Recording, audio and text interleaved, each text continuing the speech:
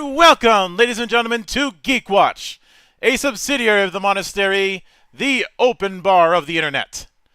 I am your one and only gaming monk, better known as Mildra, and with me I have one, two, three good brothers and good sisters. Ha ha ha ha.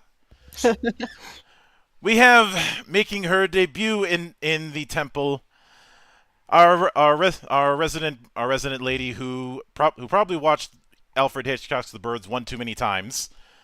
Good Sister Thornvind. I'm assuming the R is silent. Thornvinder. Oh, Thornvinder. we Say it have Norse. Yep. I appreciate the attempt. we have the man who unfortunately has to deal with the worst drivers in Canada. Good Brother Einbrecht. F in the chat. And the man of 1,000 runes, the CEO of Zadari Enterprises, and the bane of my fucking existence, Good Brother Xanatrix.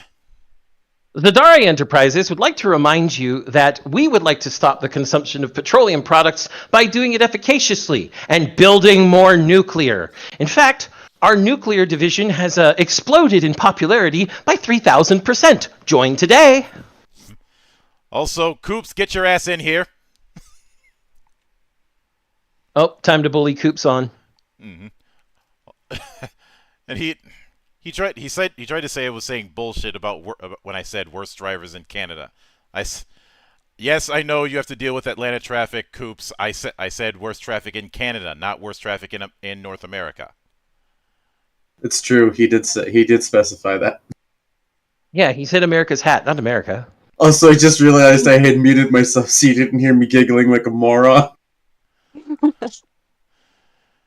That happens.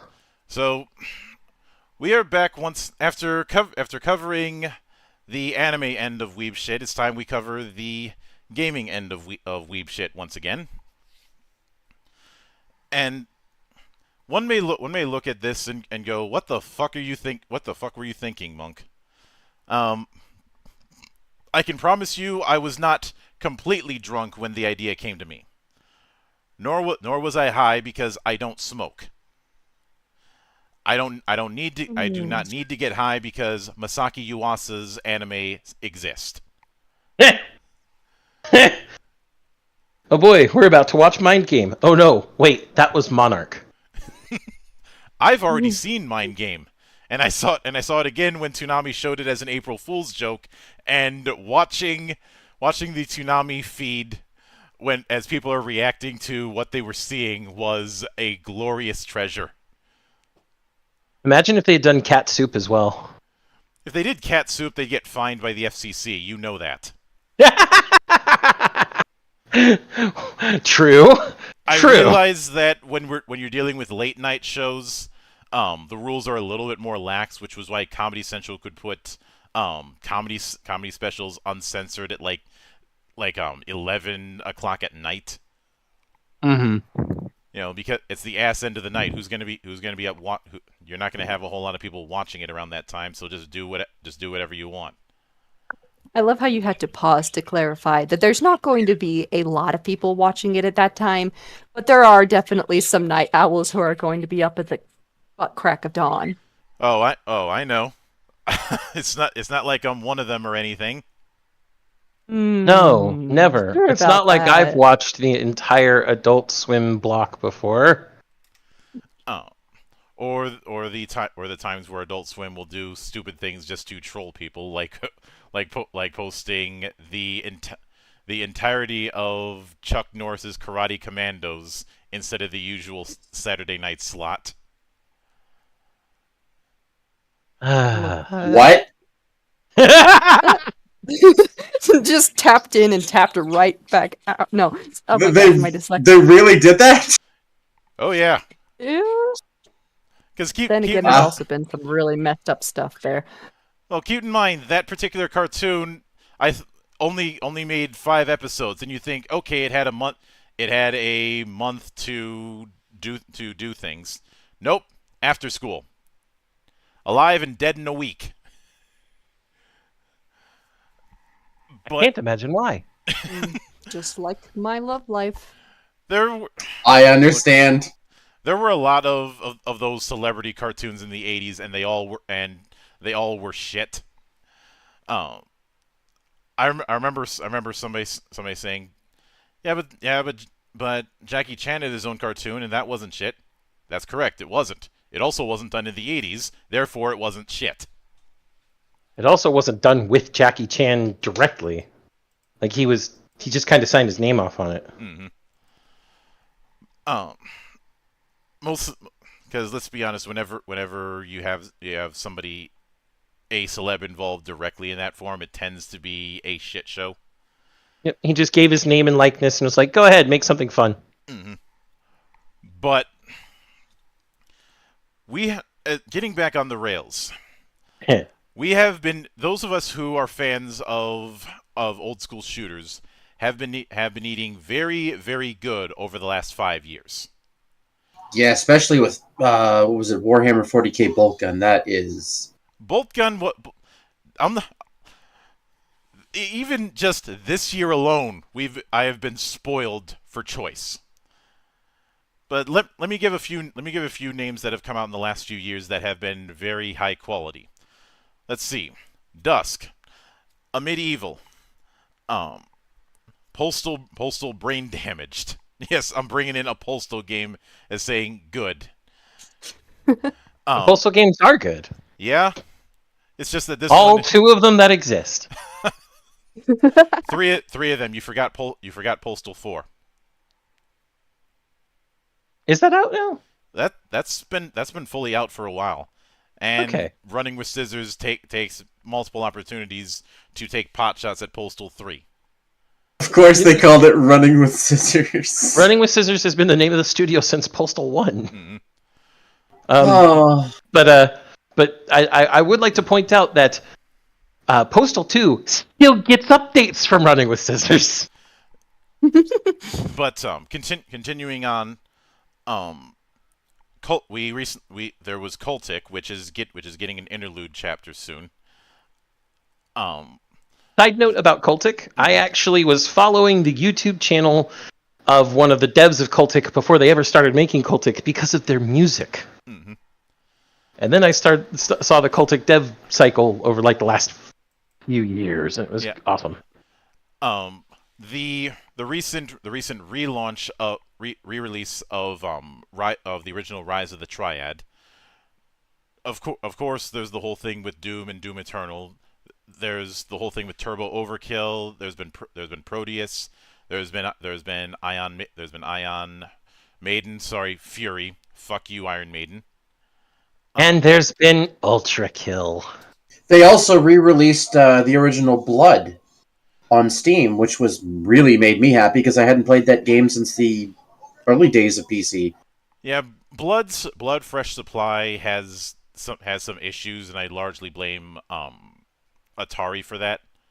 Of course, there was also the best worst game, Slayer's X, which is oh no, what? Which is the greatest shit post I have ever seen. And of course stuff like Head On, White Hell, and a bunch of other things. And oh yeah, I forgot about Herat, which is the most Eastern European thing I will cover on this.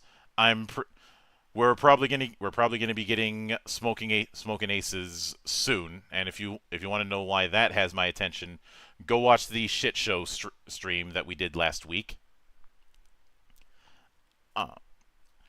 And hell, the game that I thought was abandonware, Wrath Aeon of Ruin, is actually getting out of early access. Really? And I was monitoring that one, but I didn't pick it up because I was concerned it might not finish. And you said that it's going full release. Yeah. Also, there was Nightmare Reaper, which is stupid fun because because it takes full advantage of random weaponry. And there's plenty more that could be that could be covered. The point is that there has been a lot of options, especially for somebody like me who for 9 years has been crusading people to explore what is out there. That's the sole reason I've done this channel. I've just further dipped into things with and explored the gag of me having the temple by saying, "Well, me and the Lord, we've got an understanding. We're on a mission from God." We're on a mission from Ged. Because it is 8 o'clock at night. We've got half a tank of gas, half a pack of cigarettes. It's dark, and we're wearing sunglasses. Hit it. But then I ended up, and because of the fact that I've been working on the FF Legend project extensively, and I can see the finish line in front of me. It's still going to be a ways before I can release it publicly, but I do see the finish line. It's taken us quite a while to get here, but I think we've done well. Mm-hmm. I ended up looking back at Dirge of Cerberus, the attempt to do a Final Fantasy shooter, which was subject to the limitations of trying to do a shooter on PS2 technology. The shooter did not thrive on that console. I know some people will say, "Well, what about Battlefield Modern Combat? What about Black?" Those were multi-platform, and the fact of the matter is the PS2 framework just wasn't built for shooters. Granted, when it comes to doing shooters, I still prefer having a PC, but the PS2 just wasn't built for it. We got a much better Final Fantasy shooter later. Well, sort of a shooter. Anybody who wants to at least play a little bit of shooter in Final Fantasy, go play Stranger of Paradise. Oh yeah, guns that's right. in that game. Yeah. However, and of course, there was the weird thing where the US version was technically an improved version of Dirge of Cerberus. Kind of. Sort of. Oh. I mean, it still wasn't good, and I'm not entirely sure if it warranted a silver award from Famitsu.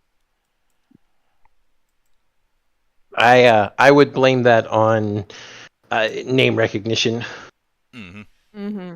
Famitsu has actually gotten a lot more critical over the years, which is good. Yeah, but those two things end up percolating in my mind, so I decided, why not take what we've learned when it comes to shooter design over the last few years and bring that in and bring those two things together. And some of you who may not be as familiar with the work here in my temple may be asking the question, why did I call it console style RPG instead of JRPG? Now, for those people, I do have a whole video explaining that, but Zan, would you mind giving the cliff notes as to why, since we do have newcomers? Indeed, I figured you would ask me to. JRPG is a misnomer, and it's based entirely on subjective standards and circular logic. Because some people will say, well, it's RPGs made in Japan. With that, we've pointed consistently to a game like Septericor, which is absolutely a console-style RPG made fully in the West. There are plenty of other games we could point to, but Septericor is probably the best paragon of that. Mm-hmm. In addition to that, it's a genre defined by geography, and there aren't genres that do that in gaming anywhere else. Instead, we decided to go with the term console style and PC style, primarily because console style RPGs have a very definitive gameplay loop of town, field, dungeon. And you go to the town to prepare, you cross the field to the dungeon, you go through the dungeon, and then usually you're near the next town to prepare once again. Obviously, there's been a lot of variants and evolution based on that particular core gameplay loop, but that is the quintessential basic core concept behind most console-style RPGs. One of my favorites actually is Arcana for the Super Nintendo. Very, very good game. And you can see that this particular concept still exists in a bunch of console-style RPGs today. Dragon Quest has only been recently breaking away from it. The Tales of games still technically have it. Tales of Arise has a very strong town field dungeon gameplay loop. And It's actually why I like Tales of Arise so much. no matter how far one might break away from that, the DNA is still there. The vestigial effects are still there.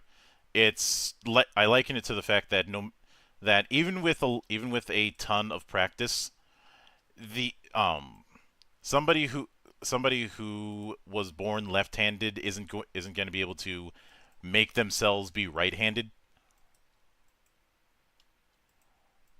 I'm waiting for him to say it, but he isn't going to say Don't you it. fucking start. I knew it. I plead the fifth. Oh, I'm ambidextrous. That's why he continues to say that to me. My father was born left-handed, but unfortunately was forced by his mother to become a righty, and he still struggles. Yeah, that's kind of why I'm leaning into that. Especially since and I mentioned this in the video where I talked about it. Dragon Quest was built from the onset of taking the experience that was developed in wizardry and simplifying it for the family computer, i.e. Famicom. And as a result, you ended up getting the game that we got, and that ended up setting the precedent for that style. It is built around consoles, and even though you can play, like, say, Tales of Arise on PC these days, I seriously doubt anybody's going to play Tales of Arise or Persona 4 Golden or any Final Fantasy that's come out for PC, 14 notwithstanding, and 11 notwithstanding, with a mouse and keyboard. I mean, I can think of a few people, but they're the same people who play Devil May Cry 5 with a mouse and keyboard. Which I don't think either of us will ever do that. I prefer controllers for my character action games, thank you. The button spacing is much more accessible. Unironically, when I play Monster Hunter games, I use a controller even on PC. I'm not interested in using my keyboard and mouse for those games. Same. Yeah.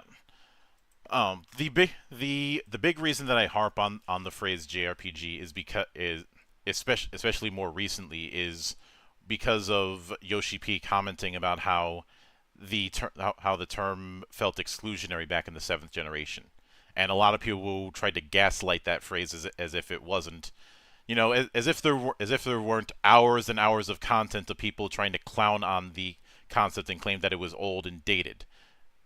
As if there isn't a clip of Phil Fish thinking that he was successful talking to a man who actually is successful to this day.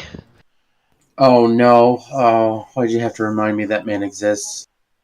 Oh, he exists in a perpetual state of loserdom because he abandoned Fez 2, abandoned his studio entirely, and just kind of mooches off of people in LA now.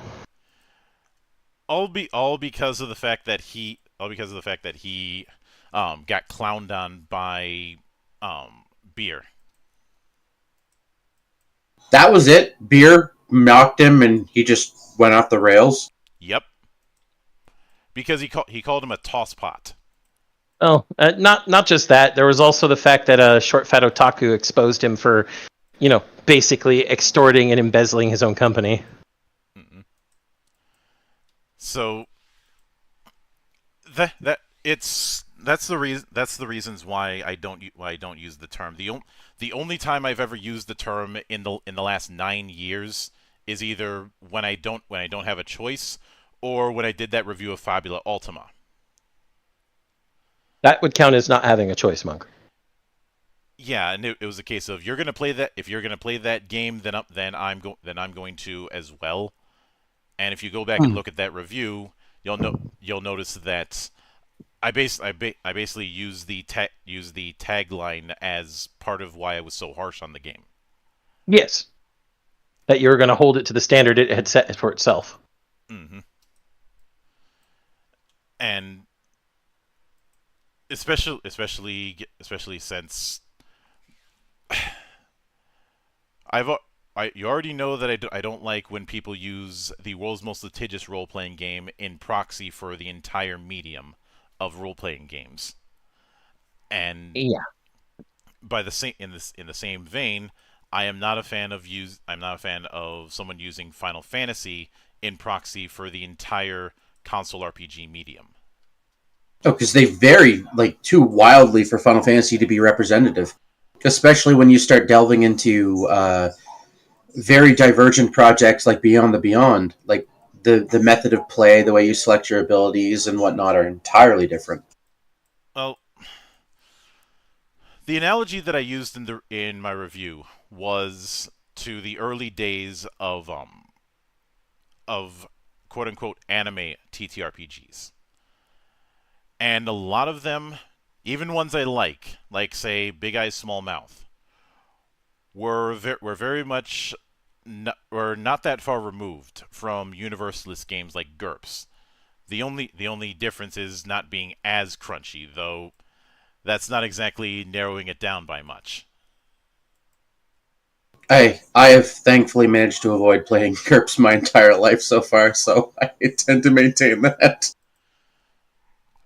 But as I was saying, with this particular experiment, we're going to be exploring and theory crafting the idea of mixing the two elements, the elements that we have of boomer shooter and the elements we have of a console style RPG.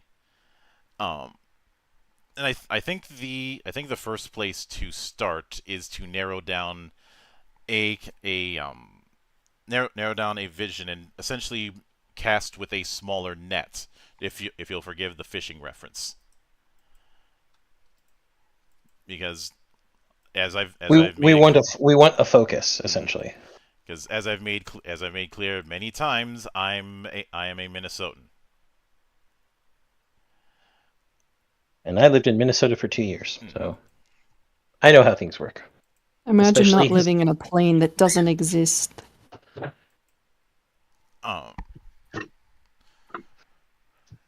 That being said,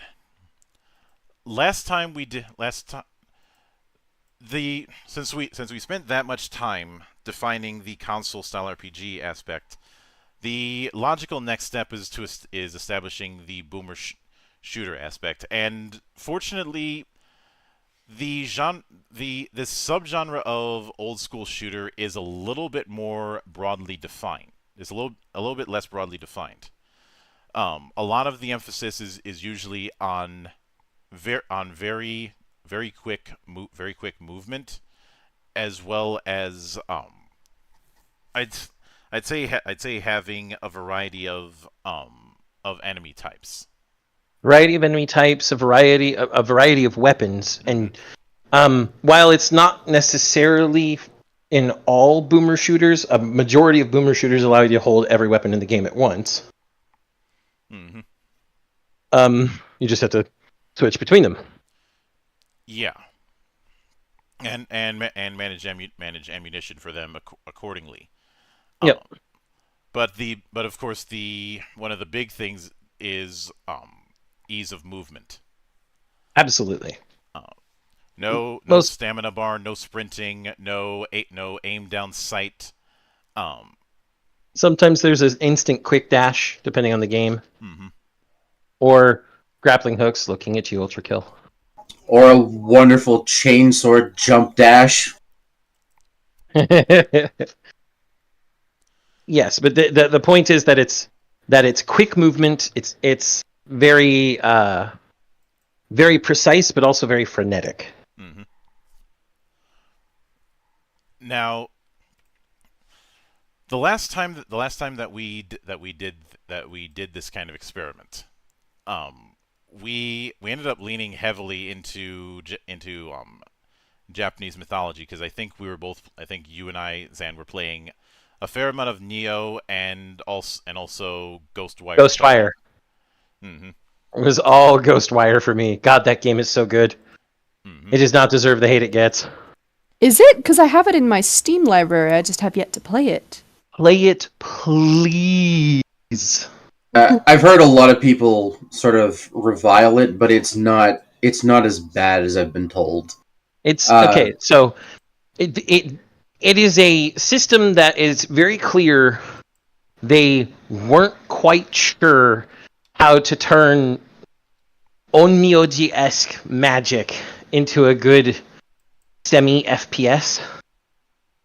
But even with what jank it has, it is a completely fun game. And also, you get to learn a whole bunch of in-depth stuff about yokai, especially modern-day yokai. So, Aha! I already know a lot of that, but I will definitely give that a look. I mean, I knew everything they already told me when I went to that game, but that's because I'm a super weeb. Oh, same. But They even have the Hyaki Yagyo in the game. But I've always held the policy that I will take a janky game that has a direction of what it wants to be, over a polished game that has less of an identity. Hi Starfield, how you doing? Absolutely. Oh goodness! Absolutely. I didn't Starfield's bother not to even get polished. Starfield. I did not buy it. It was sent to me. I'm not getting Starfield because I have something else to play that's also futuristic and very fun. It's called Phantom Liberty. Mm-hmm. I also have Armored Core 6. I also have more Like a Dragon games. I'm sorry, I'm having too much fun with some of the best fucking video games we've had in the last decade to spend time with Bethesda's latest slop. Because it is very... You know what Starfield is? Mystery Goy meat. slop. It's Goy slop. Yes, Goy Slop is a good way to describe it. That's that's actually how I've seen people describing it. That it's a slop. It's just like slop food, except video games. So I'll make a meme out of it. Or that goop that was the food of choice in the Matrix. Tastes like tasty wheat, you mean? Mm-hmm. But rails. yeah, getting back on the rails. The last time we tackled this, we went in that direction and went quasi character action, which I think is always going to be inevitable on the latter part. But for the former, as for the type of setting that I'm thinking of going with, and you guys, if you guys have alternatives, I'm open to suggestions. Is doing science fiction, more in the space opera sense than the usual approach with shooters in science fiction, and also having it that we have both guns and magic. I suppose the best analog of what I'm thinking of is Project Warlock. There needs to be guns that will eat your magic, and magic that will eat your bullets as well. Just so that we have some fun cross. You can build a kit that has some fun cross. And if I want to be pandering, I could say that we're leaning into the same territory as Veil of the Void. I'm sure Brother Trevor appreciates that.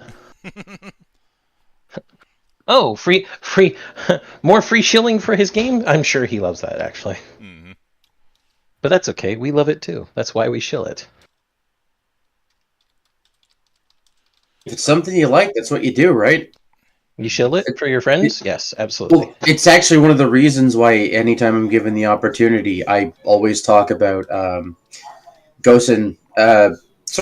Savage the Shard of Ghosten. It's a wonderful little side-scrolling 2D action game made by a guy called Matt Tobor. Yeah, I know him. I've had him on the show. He's an awesome dude. Mhm. Great creator. Oh. And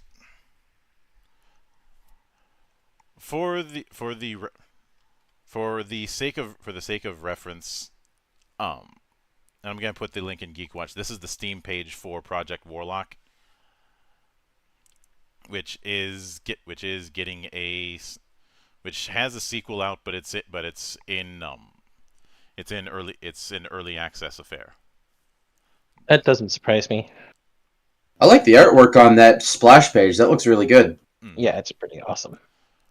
But I posted that to kind of demonstrate the central idea of what I mean by when I say guns and magic. Mm-hmm. And of course, there's also the fact that it has a kind of upgrade system. But the original Project Warlock has more of a Wolfenstein vibe because it's more about corridors and a lack of verticality. The sequel, there's more verticality. Sequel might be more of a boomer shooter than the original, then. Yeah, and when I say I compare it to Wolfenstein, that's not exactly the most fair comparison. I'd have a better analogy comparing it to Rise of the Triad. Okay. By the way, here, catch.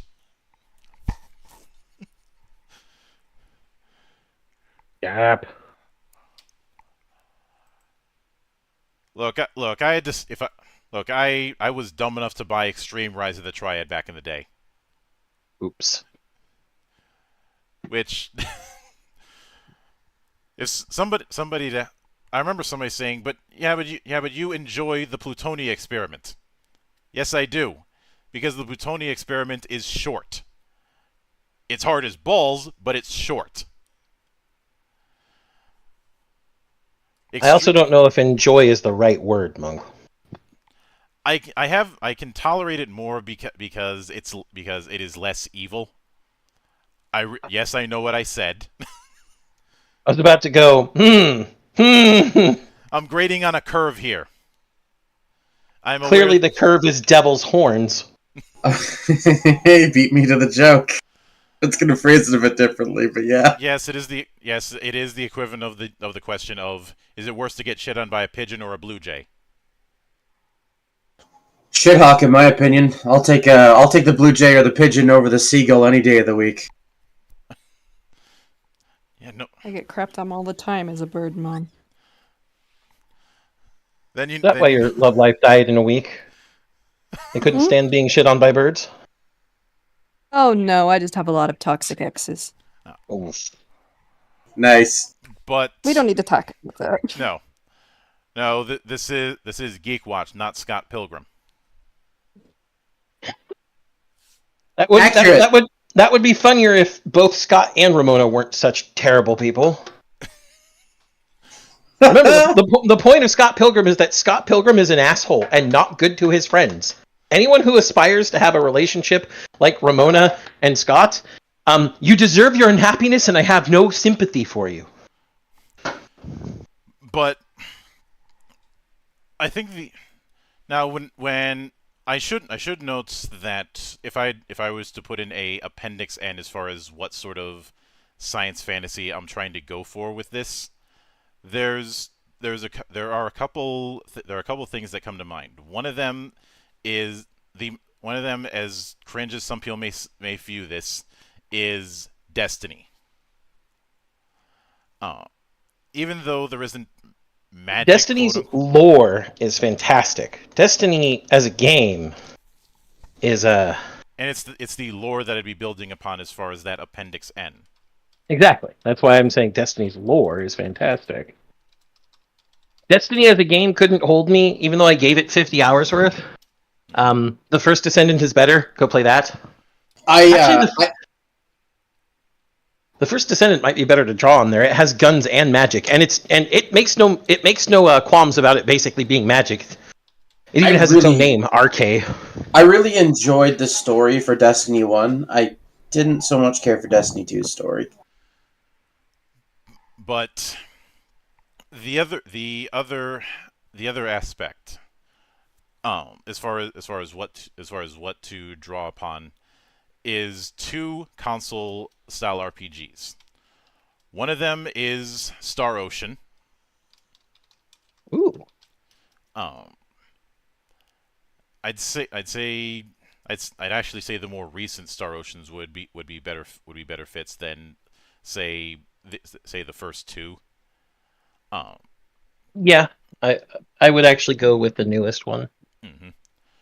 The other one is the Genesis run of Phantasy Star.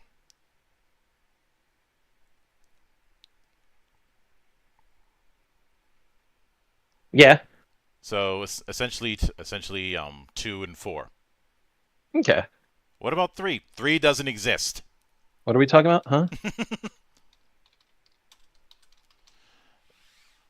And the big reason I'd go with those is because you have a lot of science fiction or futurist trappings, but still have a heavy amount of fantastical elements.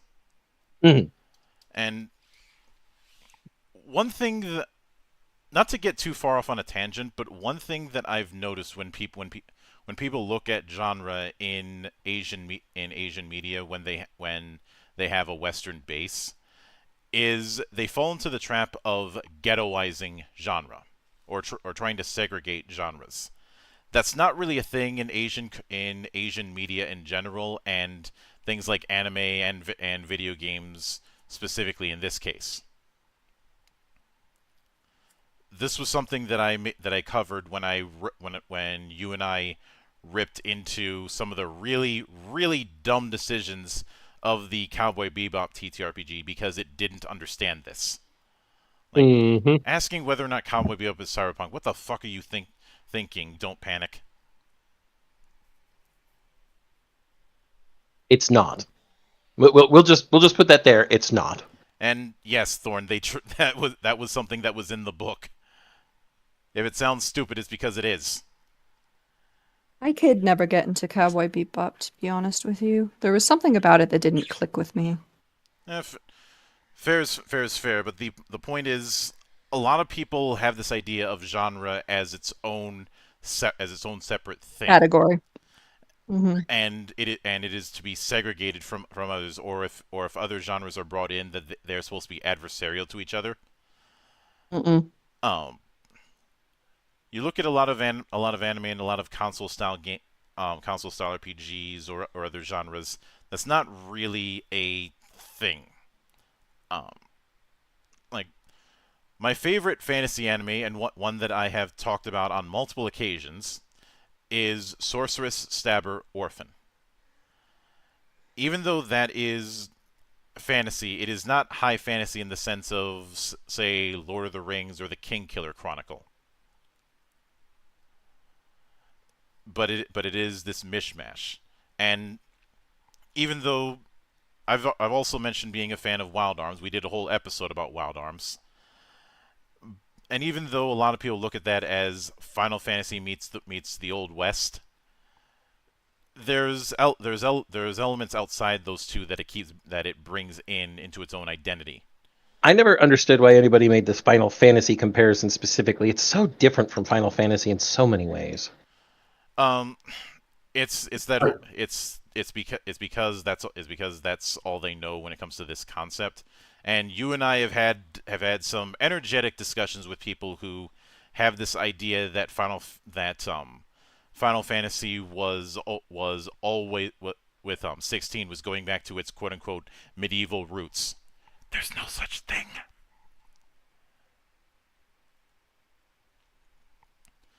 I'd like to remind everybody that Final Fantasy III, the original Final Fantasy III, yes, the one on NES, was not medieval in any way. You were on Sky Islands.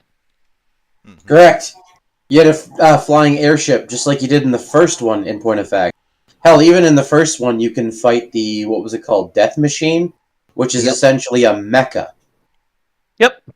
While there were much more medieval elements, because king, castle, princess, etc. It's never been just medieval high fantasy.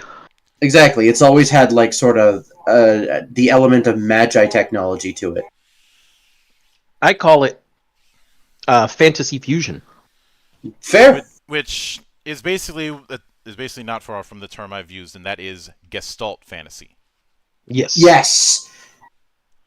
Greater than the sum of its parts. Yeah, much like everybody's seen in one form or another the Gestalt triangle, or how certain transformers are referred to as Gestalt types.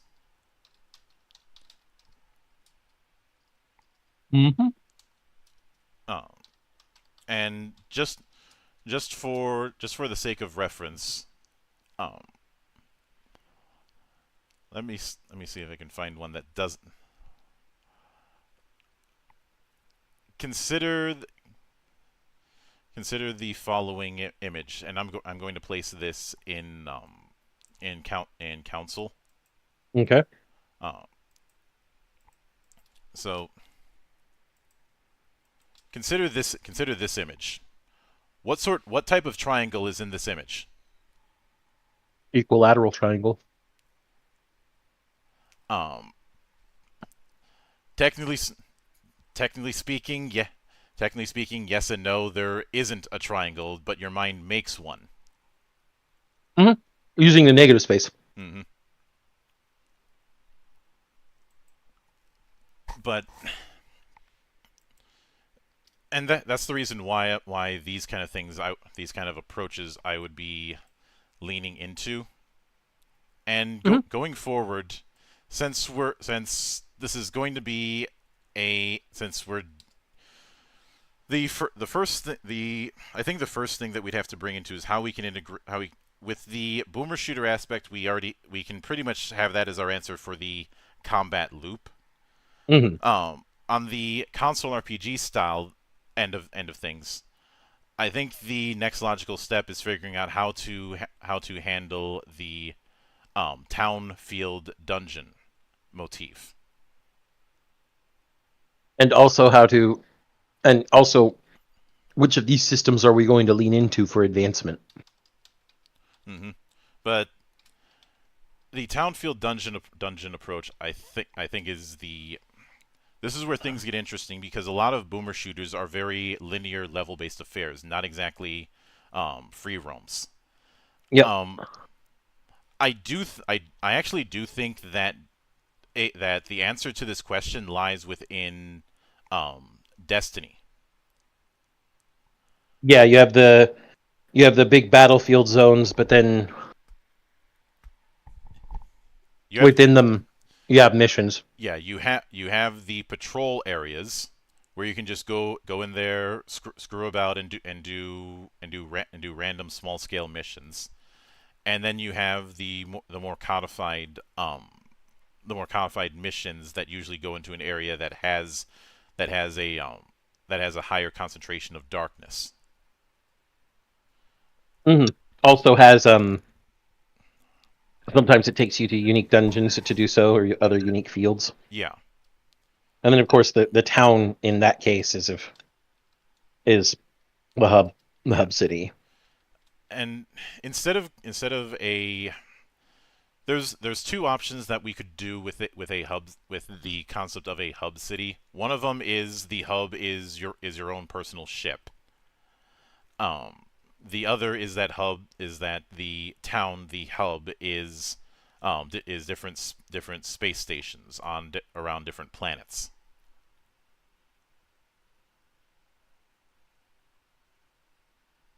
I think the space station idea is better, because we're not necessarily designing this one to be an MMO like Destiny is kind of. Mm-hmm. But the central idea with the space station that I'm thinking is they're utilized much like how towns are utilized. You have an inn, you have inns, you have shops, you have the potential for side quests within them. Um, it's meant to be a more relaxed affair, not far removed from the town areas in Strife, Hmm. which is also an interesting. It is Strife is an interesting beast on its own. Um, one that did get a re-release a few years ago. I haven't played it yet. Um, I know some people harp on re-releases, but when it comes to old PC games, I actually prefer it because it means I can play it on modern hardware without tearing my damn hair out.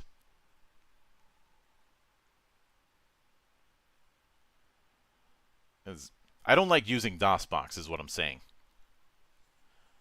I'll tolerate it, but if there's a source port alternative for something, I will go with that in a heartbeat.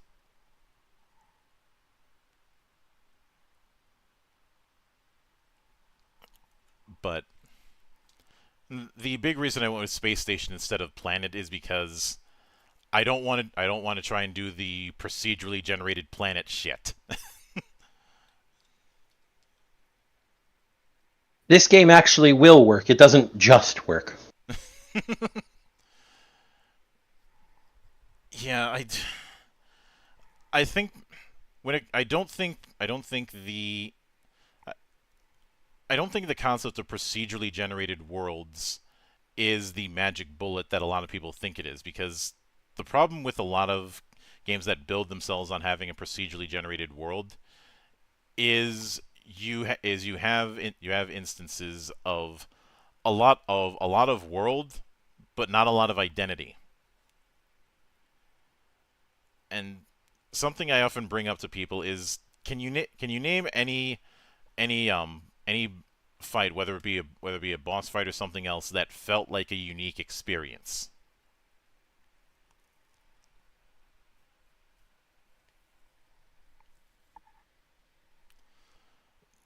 Because I can't really think of any. Even if some boss fights have a narrative impact, gameplay wise they there's not that much of an impact. It really depends on how procedural generation is used, because something like Hades had fantastic procedural generated. Oh my Uh, gosh, I love Hades. I'm And looking forward to Hades too. Same. when it comes to but Hades is a roguelite. And Yes. Mhm. because of the fact that the procedural generation is just limited to those small rooms, Mhm. it's a It's used in the proper way. You're using the tool in the proper fashion. Mhm. and even with that procedural generation, that doesn't apply when you're dealing with boss fights.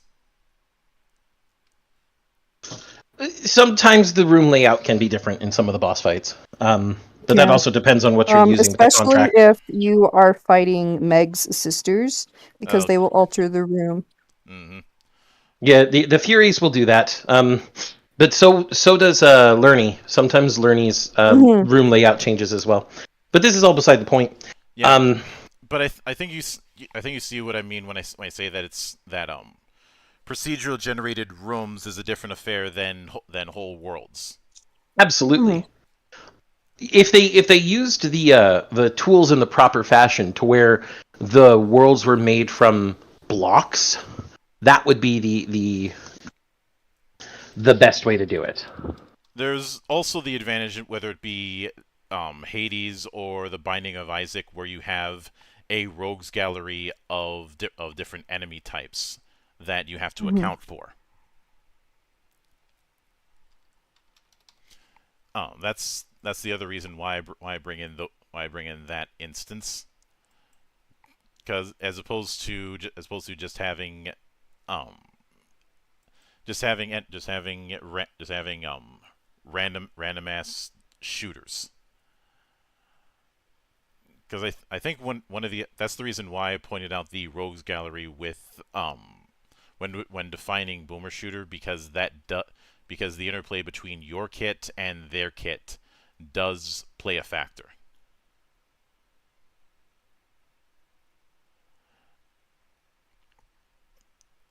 Uh, now, with so because of that, I'd say the field in this instance should be. Would you want to go with multiple planets with different environments, or would you want to go with different regions on one planet? Um, I think if we're making a long enough game, considering that this is both going to be a console-style RPG and a boomer shooter, it should be a handful of planets with multiple regions. Mm-hmm. I agree. Yeah, you can. It's the handful of planets is usually the better way to go, just because it leaves something to be. It leaves something to the imagination because the player will feel like they didn't get to explore that entire planet. It'll leave them wondering what else is on uh, the remaining sections of those other worlds. Exactly. What awaits them. Hmm. So, I don't know about you guys, but that was part of the magic of playing RPGs back in the day. You didn't get to see the whole world. You got snippets of it. Exactly. You had to fill in everything else. I'm always I always trying to approach that with a bit of care, because the last thing I want is the same romanticization I have to put up with from the Grogs. Mm-hmm. That's fair. But Like I said, when you have a handful of planets, like maybe 5, 6 if we want a really long game, and different regions on the planet, that's, maybe 4 regions, maybe 5 on the biggest one, hmm 3 on like a very small one. You can get a lot of variety that way because you have different planets and you have different regions within that planet. You get variety in a double dip there.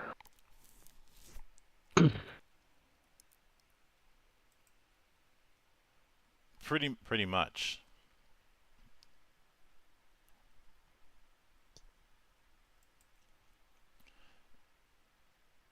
And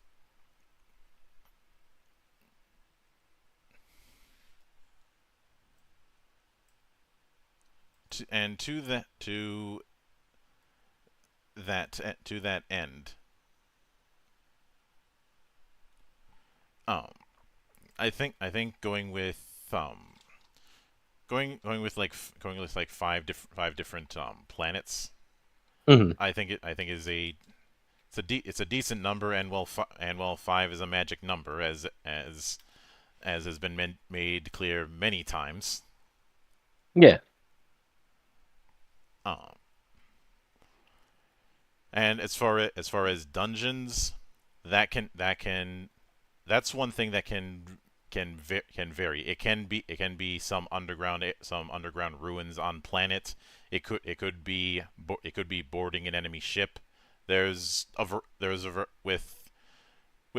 doing the advantage of something like space opera is there's very little that you can't do. Hmm. If I may butt in for a second, Mhm. while I do enjoy the concept of having multiple regions to explore, there's also a sweet spot in doing so, so that you're not throwing your regions willy-nilly, but also so that you have something new for the players, but something that's not going to be overwhelming in a sense that they want to hop from one region to another. Um, But also have some variety there. have you ever heard of the concept of 30 seconds of fun? To be dead honest with you, no, that's foreign to me. This was something that was brought up by a former Bungie dev that unfortunately got misconstrued. The idea, because he had said if you can create 30 seconds of fun, you can stretch that out into a whole game. He's since stated his frustration with how people misinterpreted what he was trying to say, because what he was trying to get at was you make that 30 seconds and then you constantly iterate on that 30 seconds. Um, I often use Halo Combat Evolved as an example of this, but a more recent example I could use is, say, Arkham Asylum. Like at first you're learning just the basics of the combat and the stealth segments. then everything after that is either adding new actions to them, or altering the context within them. Like in late game where the gargoyles have bombs attached to them, so you can't rely on those to sneak around. Or because you can still use them, but you've got a short shelf life with them. That's and in where that ties into the regions is trying to is in the case of the field areas, making each of them their own proverbial 30 seconds. Mm-hmm. And fortunately, there's a wealth of info on how to handle that. I think the key thing would be to make it not sprawling. And if I had to use a frame of reference for fields, big team battle in Halo would be what I'd use as my template, or possibly I was gonna say Battlefield, but no, that's too big. Because Battlefield is built for 32 by 32 matches. Mm-hmm. I hate to talk very little and leave, but I've got to go help a friend with something real quick. No worries, man. Stay frosty. You guys have a wonderful evening, and if this is over quickly, I will be back. Mm-mm. You as well. Stay safe. Mm-mm. But when it comes to dungeons, that's one of those things where I wouldn't want it to be literal. Um, a dungeon can just as well be a an underground area. It could be a base. It could even be raiding a ship if you want to go full set piece. A dungeon would be a curated area for which the gameplay loop gets to engage. The field is less curated. It's a little more. It's a lot more open in many cases. It's more of a training exercise, and the dungeon is the test. Yeah. Which tends to be how this works anyways, especially with random battles. And as far as whether or not I'd put in random battles, not in the traditional sense, but definitely in the sense of finding traveling squads of enemies. Mm-hmm. And I just realized what sort of style we could have with our hypothetical protagonist in this. Because there is one anime I can draw upon that fits so well. I'm going, why didn't I think of this earlier? Captain Harlock. Why didn't you think of it earlier, Monk?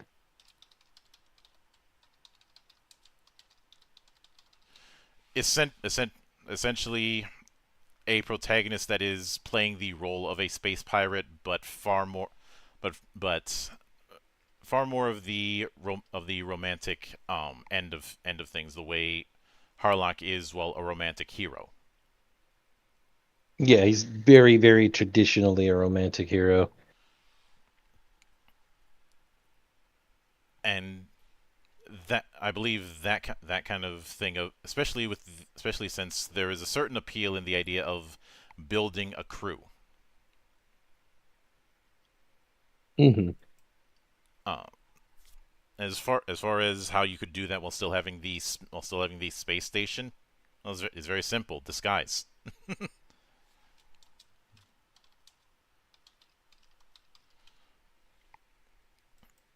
It'd be a perfect spot to have a combat outfit and a civilian outfit. Mm-hmm. Especially since if the pirate is known for a certain outfit, if he's not out of that outfit, then it's not going to be as known. I remember Miliardo Peacecraft saying that he's only Zex Marquise when he has the mask. Yes. That is indeed what he said. And It's not exactly the same principle here, but it's not far off. Yeah. Uh, the key thing is that a dungeon would have more defined set pieces. Hmm. Not only more set pieces, but also more scripting. Not heavily scripted. This wouldn't be a Call of Duty campaign, but definitely more scripting than the field areas. Yeah. Um, Now, given that some of the concepts are starting to fall into place, because as far as designing the enemies, um, I'm actually thinking of having it be some sort of military, some sort of enforcement outfit, with the planets effectively being frontier areas. If I have to make a Battlefield reference, or not Battlefield, BattleTech, the Hmm. planets are in the periphery. Oh, Jesus. If I wanted to really make this work, so I could say one of the planets is Van Zant. God damn it, Monk. The planet that is basically Texas in meme form. In meme form is right, but remember, you don't mess with Space Texas. Well, if it's gonna call itself Van Zant, then it does become a meme, because, well, the free state of Van Zant was a meme. Yep. That's very true. Mm. Which the big reason to go with that is so that you can have the space pirate type of archetype, but also not have to deal with the question of why is it that they haven't just been manhunted down. Hmm. The answer to that is, it's a little bit harder to get that kind of manpower out in the frontier, and the frontier doesn't like being messed around with. Exactly.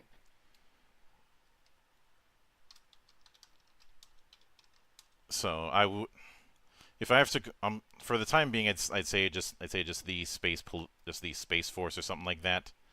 I'd liken it to how you had a variety of enemy types for Cerberus in Mass Effect 3. Hmm. Um, but as far as enemy types, I think you can put them into three categories: um, planetary wildlife. Okay. So the predator animals you might see on a planet that would require you, that would be the reason why being armed when you're out there is seen as a good idea, because, well, it's not far removed from being in the wilderness in say Eastern Europe or Australia. Hmm. Everything is trying to kill you, Everything wants you dead. and the things that don't want you dead are fighting the other things that want you dead over who gets to eat you. Yep. But the key thing with that kind of approach is that they would be the most aggressive, but Hmm. also a little bit, I'd say, a little bit one-dimensional in terms of how they approach, in the sense that they wouldn't be using a whole lot of team tactics, just bum rush you. Which would make sense for aggressive fauna.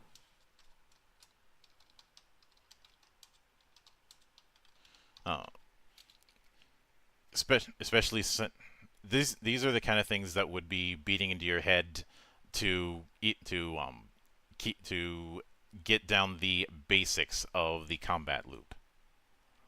Um, Yeah. I'd say the second class of enemy I'm thinking is is other pirates. You know, the brigands, the raiders, that kind of thing. Yeah.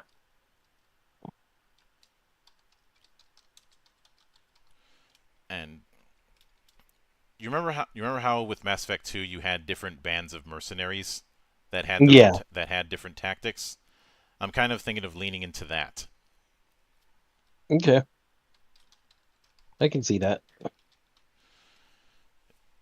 Essentially the idea is that the concept of space pirates is not just a one size fits all affair.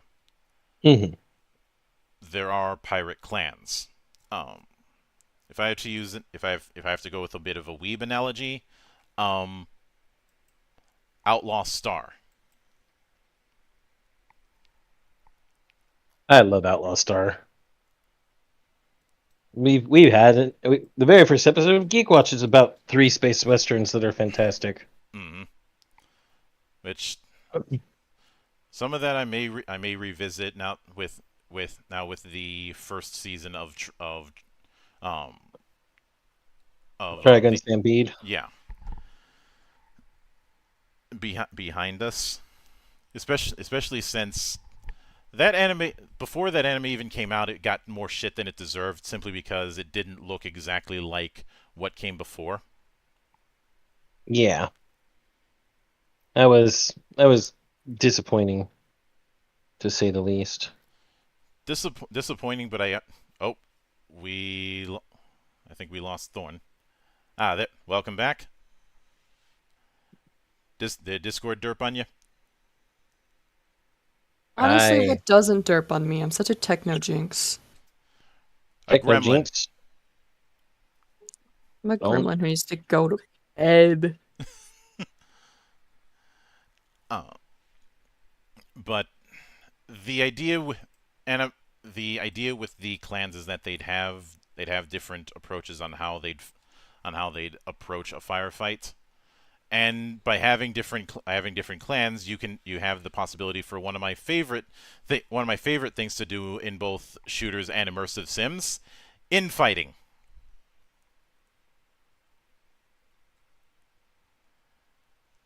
Infighting is always fun to watch. Mm-hmm. Say get them to fight each other and do half of the job for you. Yarhar. Mm-hmm. And the third would be for lack of a better term, the Space Force, and these would be the high end type of encounters. You know, best equipped, best trained, the kind of ones that early on you want to try and avoid, but you're able to go toe to toe with them late game. Mm-hmm.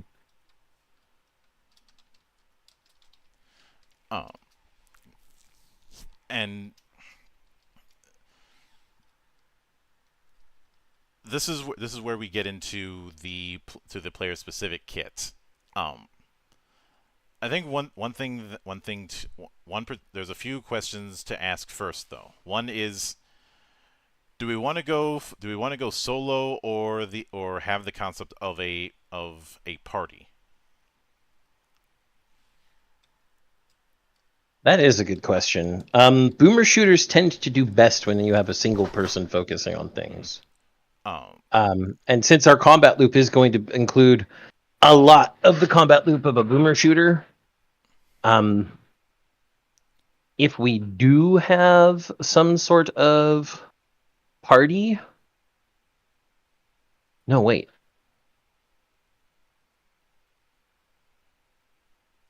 Monk, you and I are fans of a thing known as stance dancing in character action games. Yes, we are. And a recent character action Final Fantasy had it so that left and right on the D-pad allowed you to choose other party members in your party. So you're thinking a 3-person party that you're switching between? 3, 6, because Tales of Arise at a 6-person party you could switch between. I think 6 is a bit much. I mean, this. however number we want to go with, however number. But this also gives us a way to spread out the toolkit amongst different members, so that each has their own kit and unique way of dealing with situations. None are unviable, and none are overly optimal.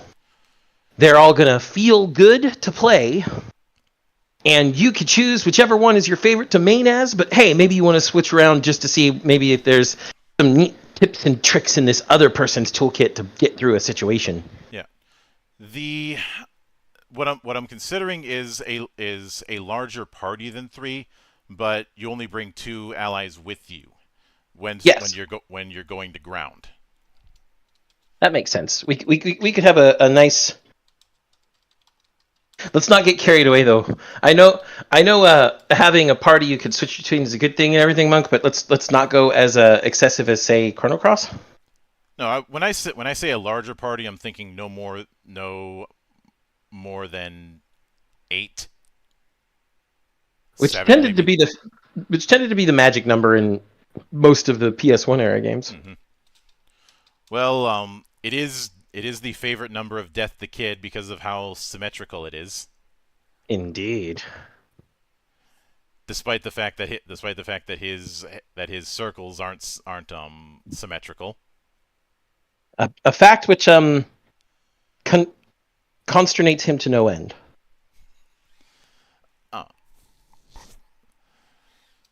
But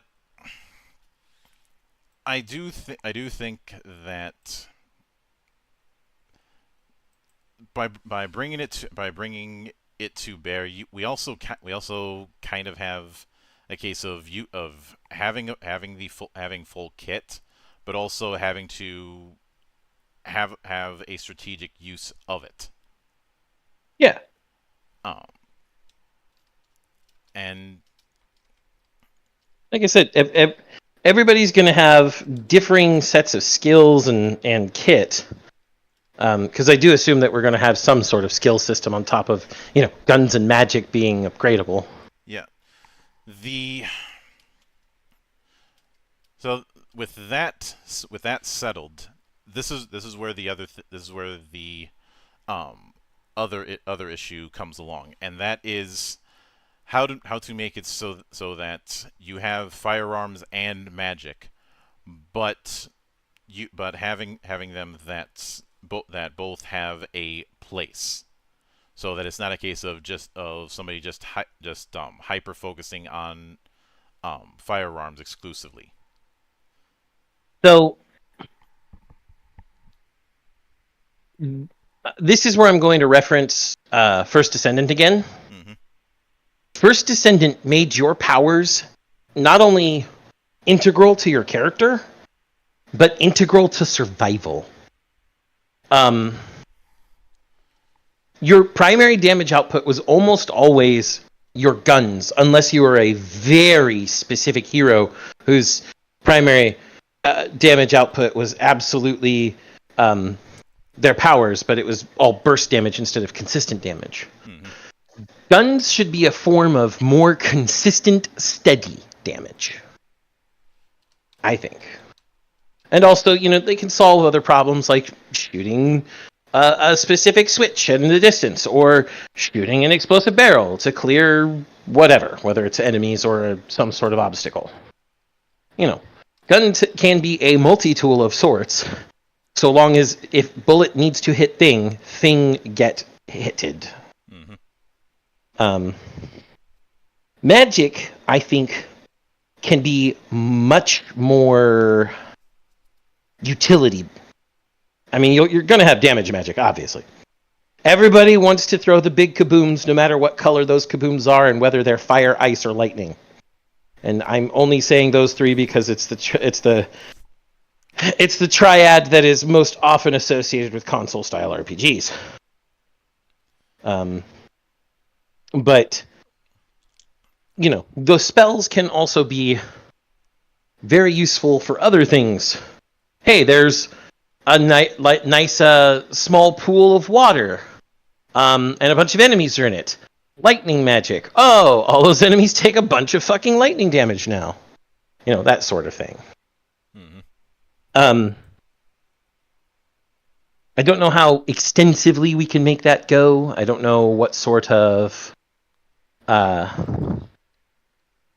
what sort of variance we'll need to give it. But it should. An idea that I was considering is this. You have when when you're in town, you have a certain number. The Your allies have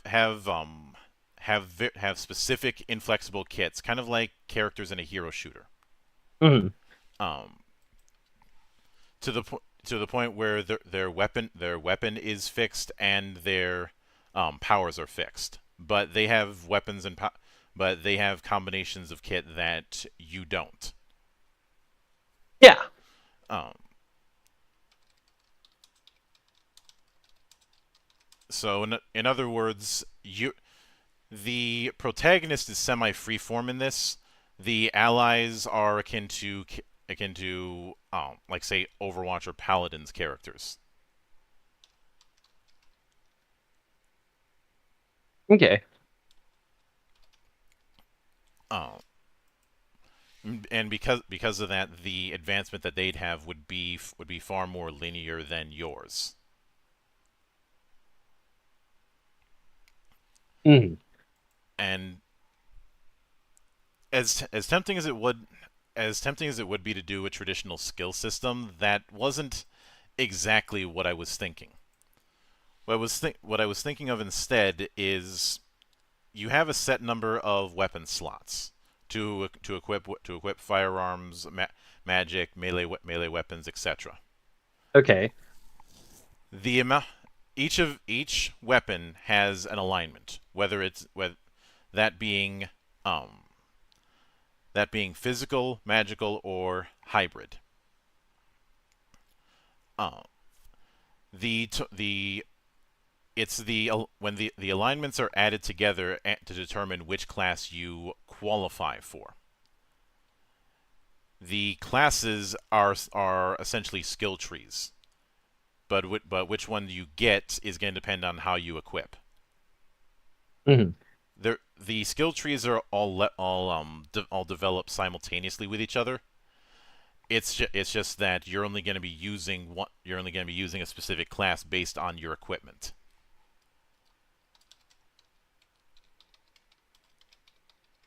And actually, I'm thinking of dropping dropping the hybrid alignment. Yeah. So it's just physical or magical, because the hybrid thing would just be accomplished by just having both. Mhm. And I'd s- so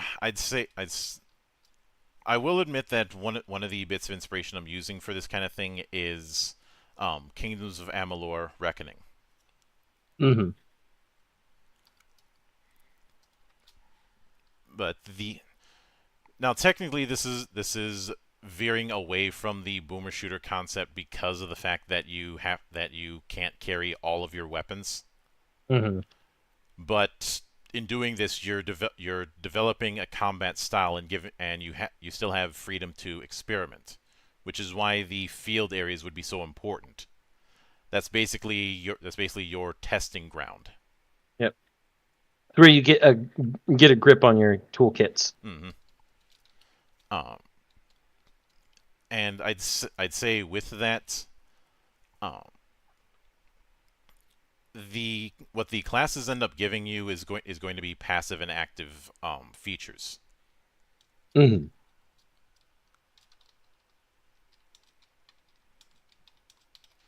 So, and the thing is when you I it's not a I when I the reason why I said that you develop these classes simultaneously is like when you overall level up. If we go with the idea of a say a gunner, a mage, and a gish class, Mhm. you're getting 1 point for the development of all three. Yeah. If somebody wants to do just physical, they have that option. But it is but it is going to cut other options off. I had thought about doing some sort of attribute point approach, something not far removed from a Souls-like, but no, that would end up creating too many variables.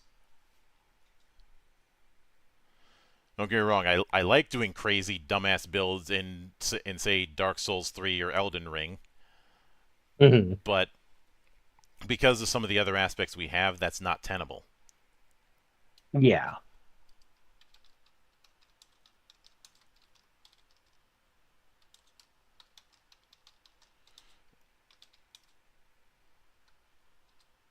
And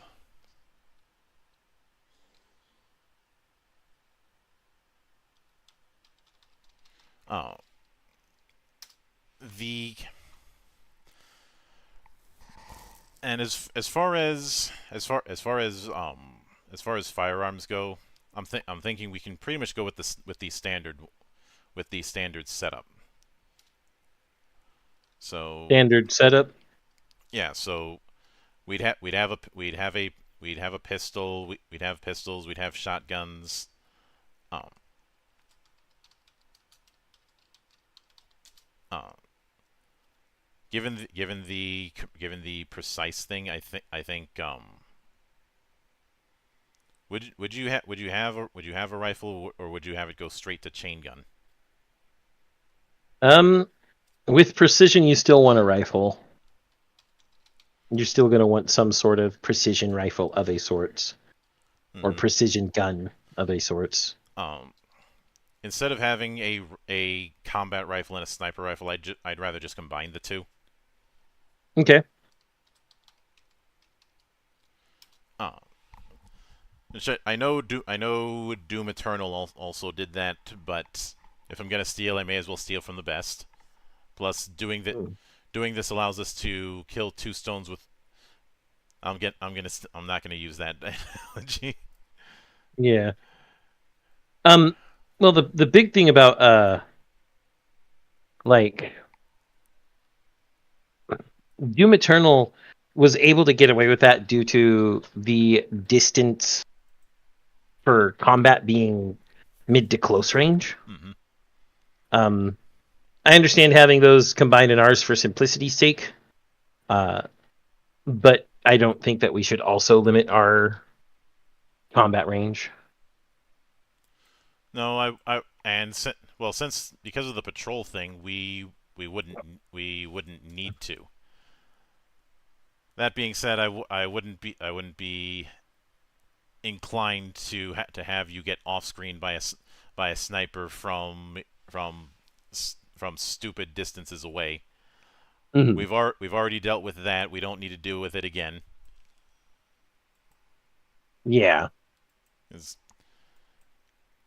Because the jackal snipers live rent free in my head just as much as they do in yours. No, actually, what lives rent free in my head, if you want to be perfectly honest, is me and my friends and our flick sniping, Monk. Fair. Uh, I do think that having a chain gun equivalent is going to be called for, just to have some sort of room clearer. Mm. Same thing with rockets, because everybody loves rocket launcher. And Rocket launcher! there's my Metal Slug joke for the night. Heavy machine gun! Don't forget that one. Yep. I don't forget that one because Yosho doesn't let me forget. Just as much as Sam Claymore doesn't when he puts out his cursed guns. 3, 2, 1, go. Uh, Yes, that rhythm thief song will never leave your heads, people. and as far as I wouldn't put in a bunch of different melee weapons. Just the standard the standard one, and I would go with a if we're going to be referencing Harlock, then going with our gravity saber and all but name is apropos.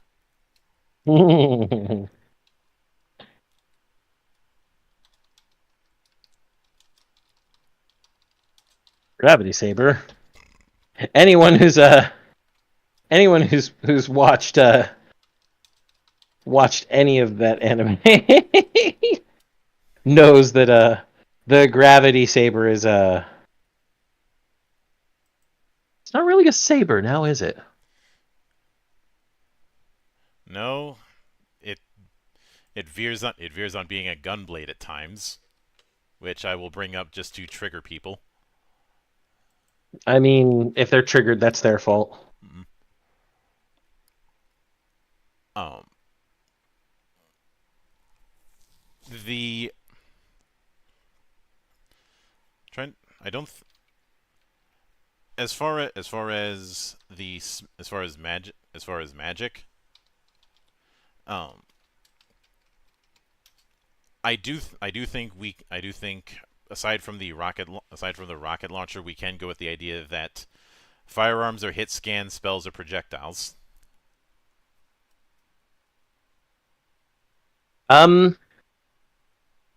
I think that if we're going to be doing futuristic monk, there needs to be a little bit more than that. Obviously, we're going to have hit scan and projectiles, but beam weaponry. Beam weaponry, monk. Would you have beam weaponry as spells or as firearms? Yes. There are such things as beam rifles that shoot a concentrated beam that is just sustained. But there's also things like beam spells, like, I don't know, plasma ray. Mm-hmm. I think we should have that as well. I actually think that when it comes to the spell design, there's one game that provides a perfect framework for what to do. Final Fantasy Type 0.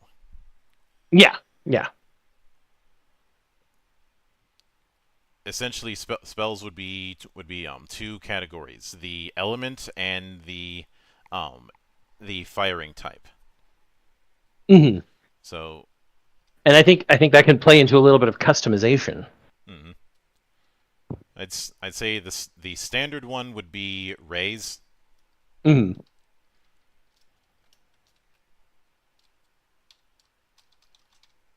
Let's see. As far as ones that are meant to be a spread, your equivalent of burning hands. Yeah. Trying to think what would be a good one for that. A good name? Yeah. I mean, we kind of have a good name for that already, Monk. What?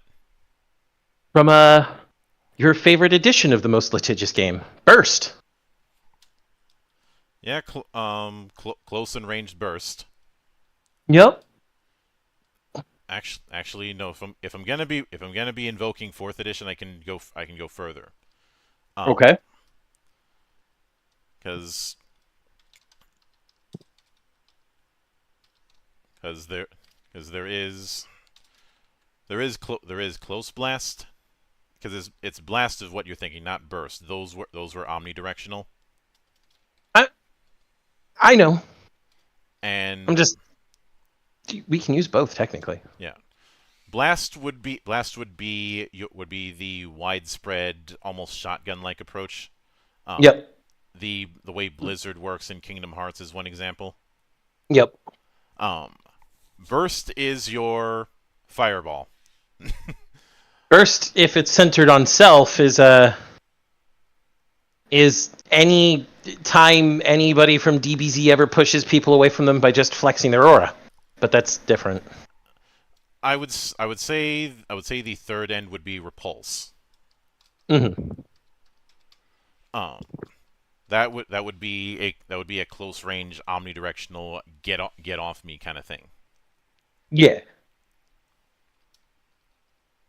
Uh, I'd say, and given that, let's see. I think we could also throw in chain. Like, in what sort? What mechanic are we looking at here with chain? Multi-lock. Have Okay. chain lightning as a multi-lock. Okay. To reference Kingdom Hearts again, think of shot lock Yeah. and No, how I fucking know. broken shot lock is. No, Monk. Locking onto numerous of anything and erasing them out of existence isn't broken. It's not like I don't do that with missiles in Armored Core 6 or lasers in Zone of the Enders or, well, anything else that has a multi-lock or, just Gundam Seed in general. Remember, folks, there is never enough DACA. Not even when Jesus Yamato is involved. But let's see. So that's five different ones for for spells. I think the last one that I'd put in is flurry, and that would be the spell equivalent of a room clearer. So your bombs in any shmup.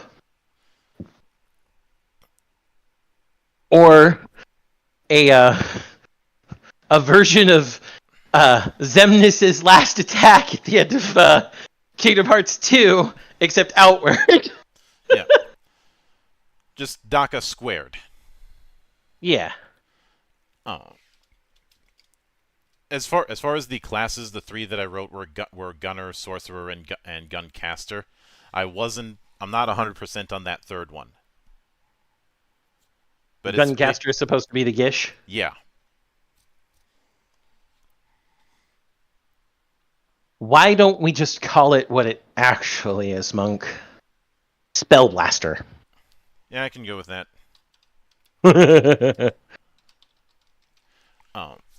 As far as the equipment that you get in town, it would mostly be firearms, spells, and consumables. Yep. The I would I as far as ammo, instead of there's usually not clips or mags in most boomer shooters as is. There's just ammo. I prefer keeping that. I think going with universal ammo would be fine, but just up the amount instead of the small amount that was in Invisible War. We don't talk about Invisible War. We don't talk about what? Exactly. Gep Gun. I like Gep Gun. Yeah, but the reason why I'd want to go with a more universal ammo is because even just having like the 4 ammo types that were in the original Doom would be a bit much. Especially since we'd also have to double down on that with the spells. I'd rather just have HP, MP, and AP. Ammo points. I can see that. If we did want to at least segregate bullets,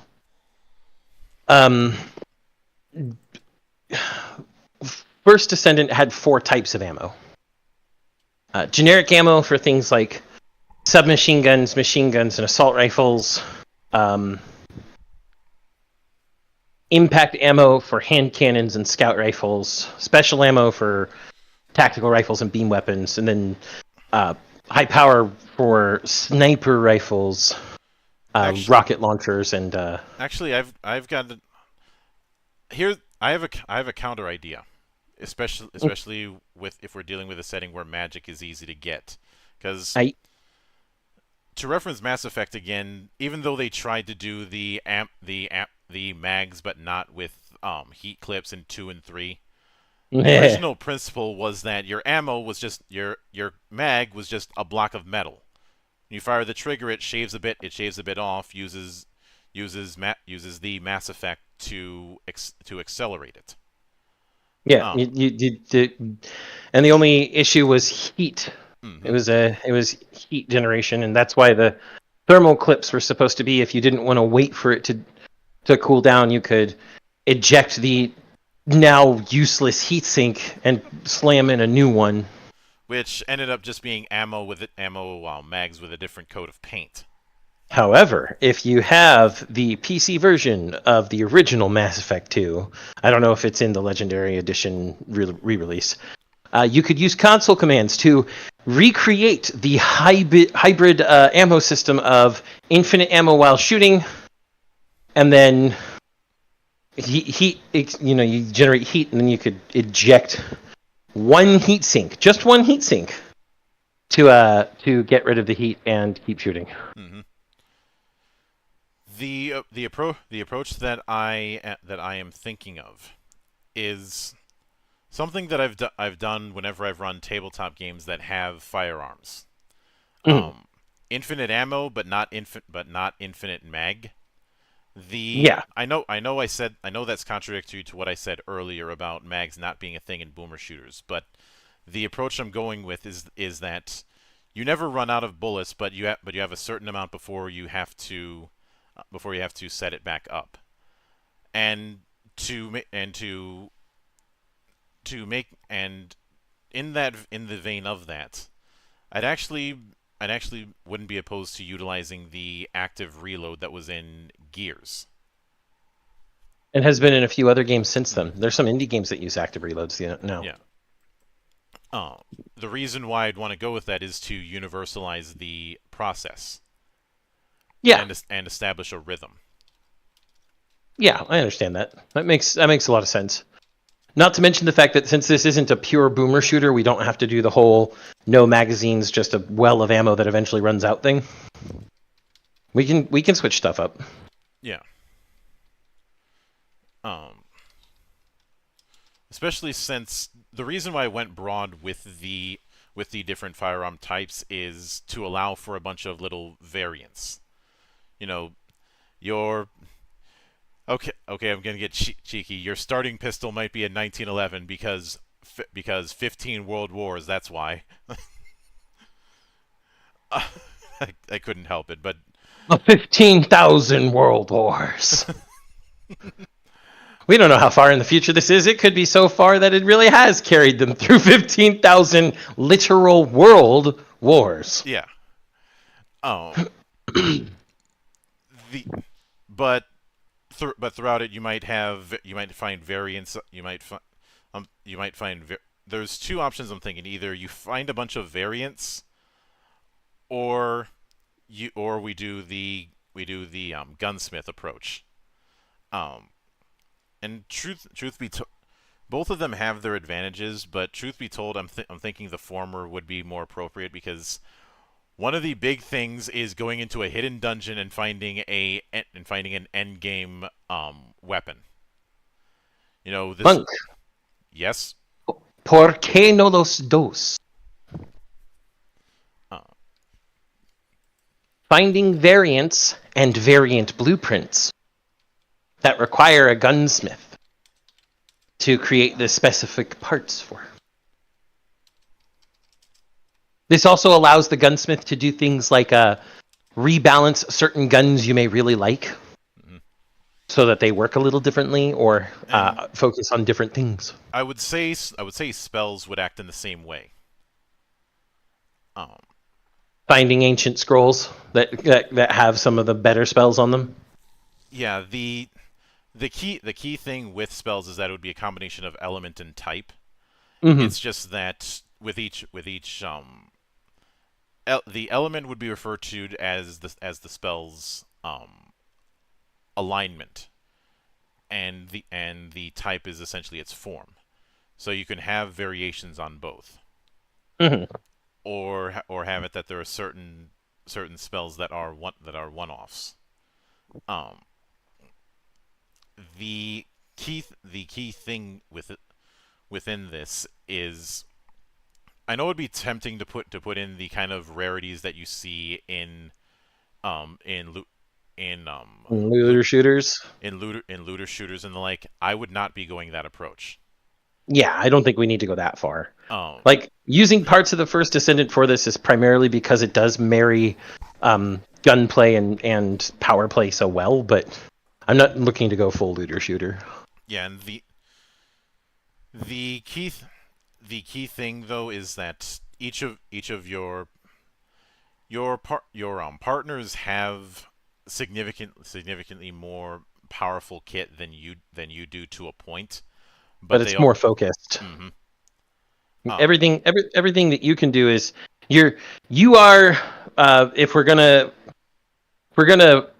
reference another RPG, it's like Persona, where the main character has some sort of wild card ability that allows them to use multiple persona of multiple different types, and the rest of the party has one. Mhm. And they're very focused, and it's very useful to use them when they're focused and useful in that situation. Yeah. The key is the reason why I'd want to go with this focused approach is because of the fact that this was something I've brought up, that everybody who is a super fan of, say, the original of Final Fantasy 7, or of any game that went freeform and tries to claim that going with classes is too limiting, is the fact that, as much as I like, say, materia, um, it does reduce the multiple characters in the party to just being vessels for materia. Yep, you define them by what you equip them with, rather than being defined and then you equip them with other things. Which, on paper, I don't have a problem with that. The problem comes when you have multiple party members and that approach. I've talked in the past about how the more playable party members you have, the trying to go freeform ends up making things a bit overwrought. Even if the party is as small as it was in say 7 or even 8, it's still an issue. And the party was way smaller in 8 than in 7. I think it was only 6 people. Mm-hmm. And 13 also has this problem. 13.2 had this problem a little bit less. And I know some people would say, doesn't 6 have that problem with Magicite? Not really, because because even with the large cast, every party member has their own unique commands. Yep. Every party member has their own unique commands, which makes them each very, very special in their own unique ways. Some more special than others. You know who you are. I mean, need I quote once again the power scaling of Final Fantasy VI? It's a nice little comic that says weakest on one side of the arrow and strongest on the other. And all the way on the left under weakest is Standard Treasure Hunter, aka Locke. Adventurer. No, he's a treasure hunter. You don't call him a thief. That's the issue.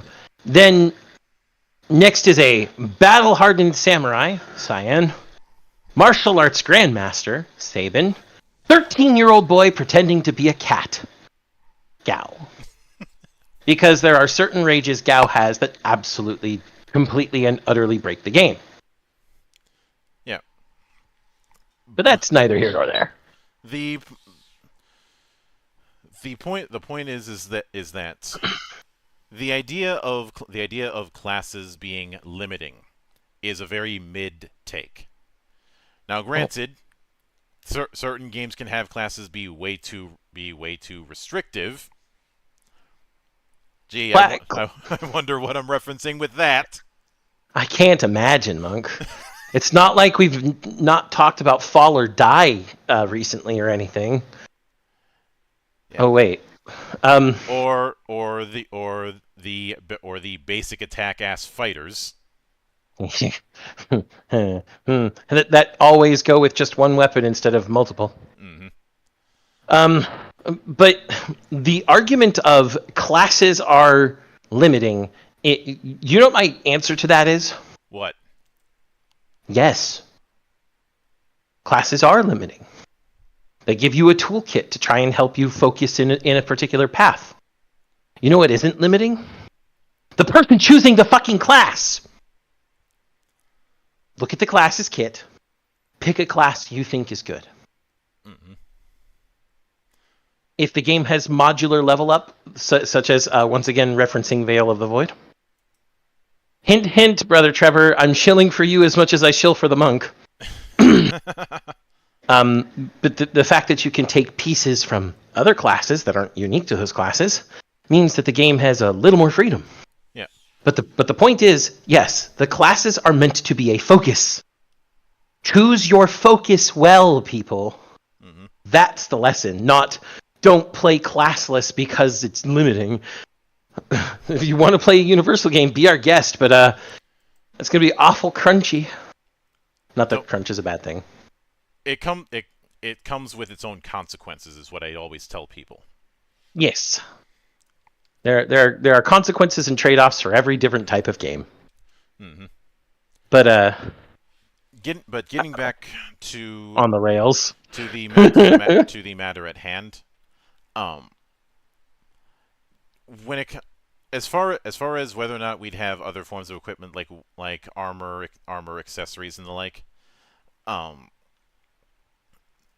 given how we have it that the reason he's able to go into town and get supplies is because of the fact that everybody sees the pirate in one particular outfit. Mm-hmm. I actually think instead of armor and accessories, we just have accessory slots. That's fine. I think accessories could be used to make some modifications to their kit to make them act differently. You know. Now, I know some people would say because you're going console RPG, are you going to have a fight god scene? Maybe. I am a little bit sick of that meme getting thrown about. I mean, they can throw out the meme. If we choose to have God as an enemy, God will be an enemy. If we choose not to have God as an enemy, God will not be an enemy. Or whatever it is. The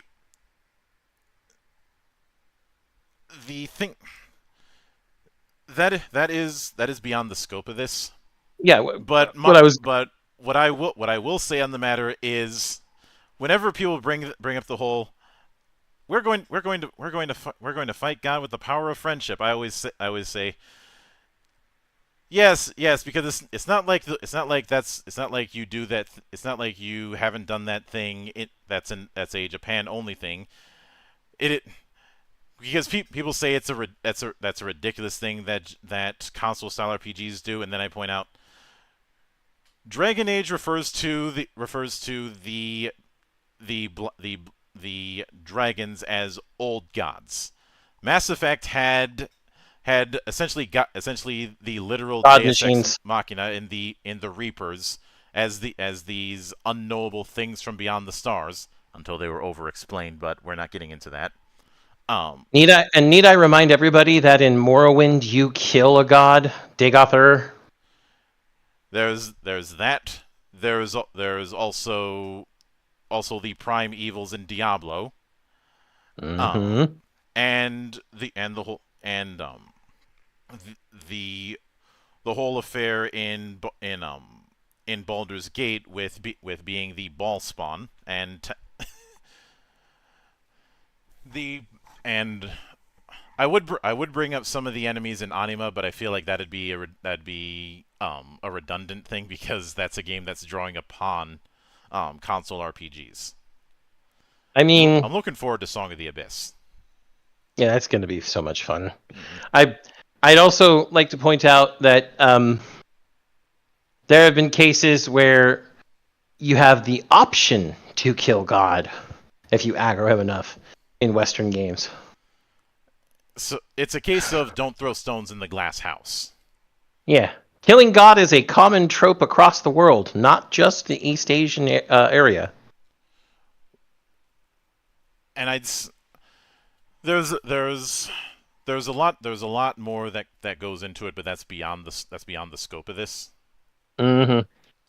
In short, will there be a scene where you kill God? That doesn't matter. We are keeping all avenues open, and if we determine that the game has a need for our heroes to go and fight God, well, then they will. But that's not the point of this. We're designing the core mechanics. Yeah. The key, because the key thing is that it.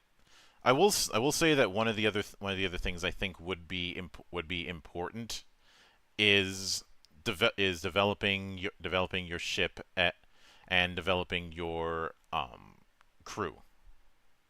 Yeah.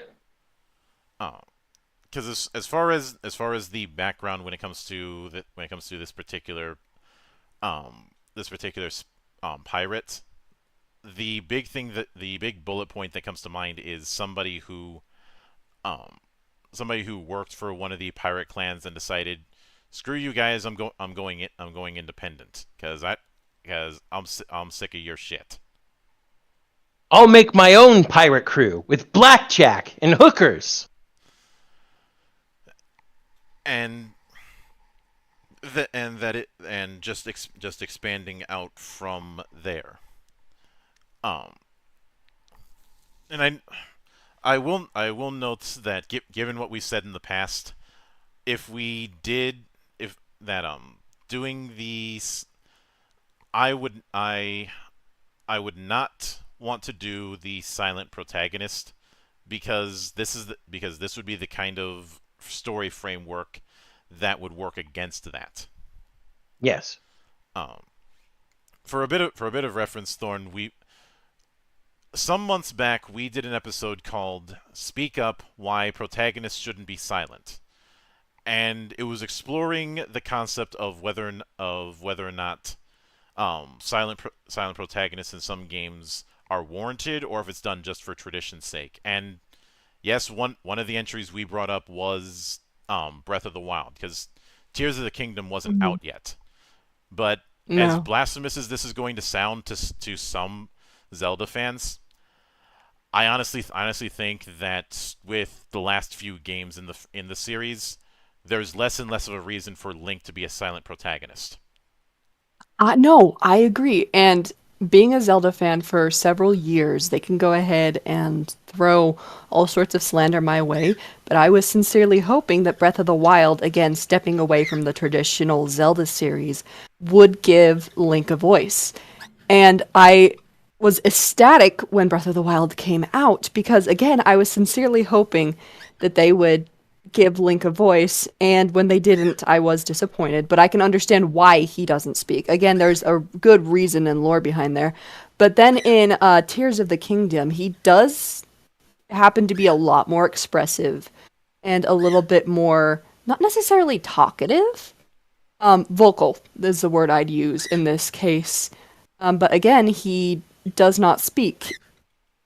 Unfortunately, I would agree with you in this scenario that there is a time where I think Zelda should step away and give Link a voice. And I understand that they severely messed up when creating the animated series, but we don't talk about that. We as Zelda fans like to collectively just agree it doesn't exist.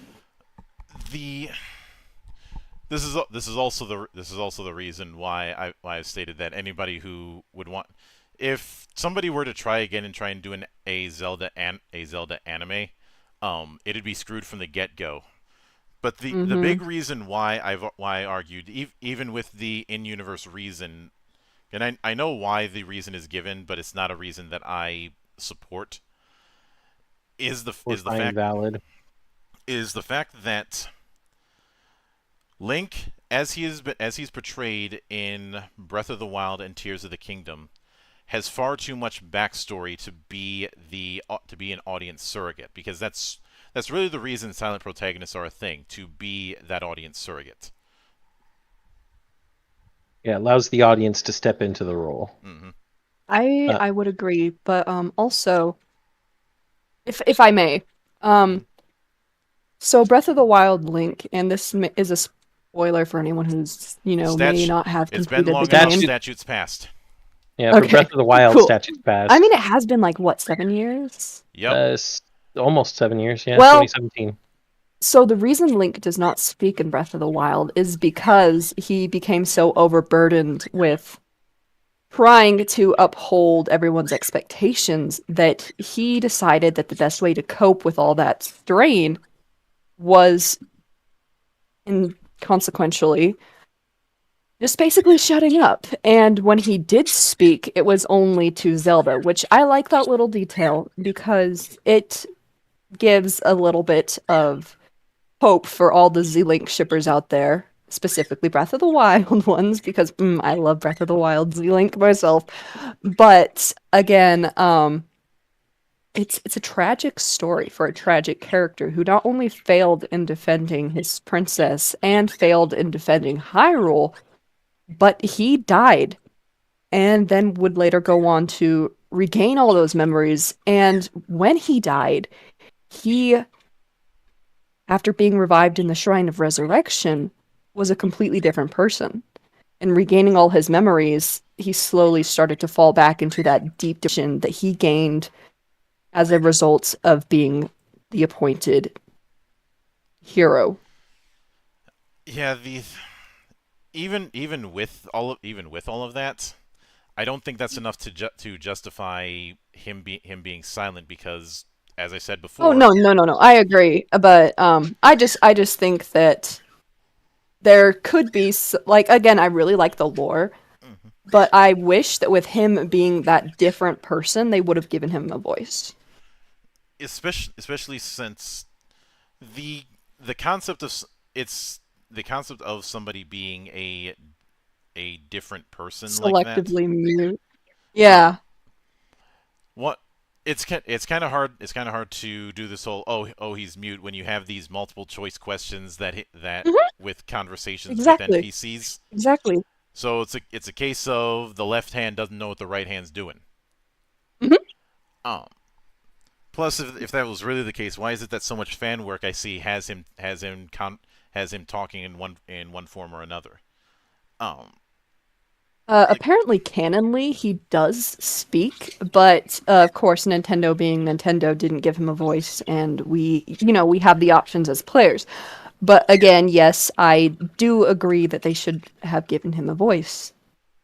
It definitely would have added a lot more liveliness to Breath of the Wild, while again breaking away from the tradition, which, in my opinion, would definitely make the game more exciting and more standalone than the other Zelda games. Well, Zan and I have a term for that kind of thinking that Nintendo has that we call design by gospel. You're not wrong.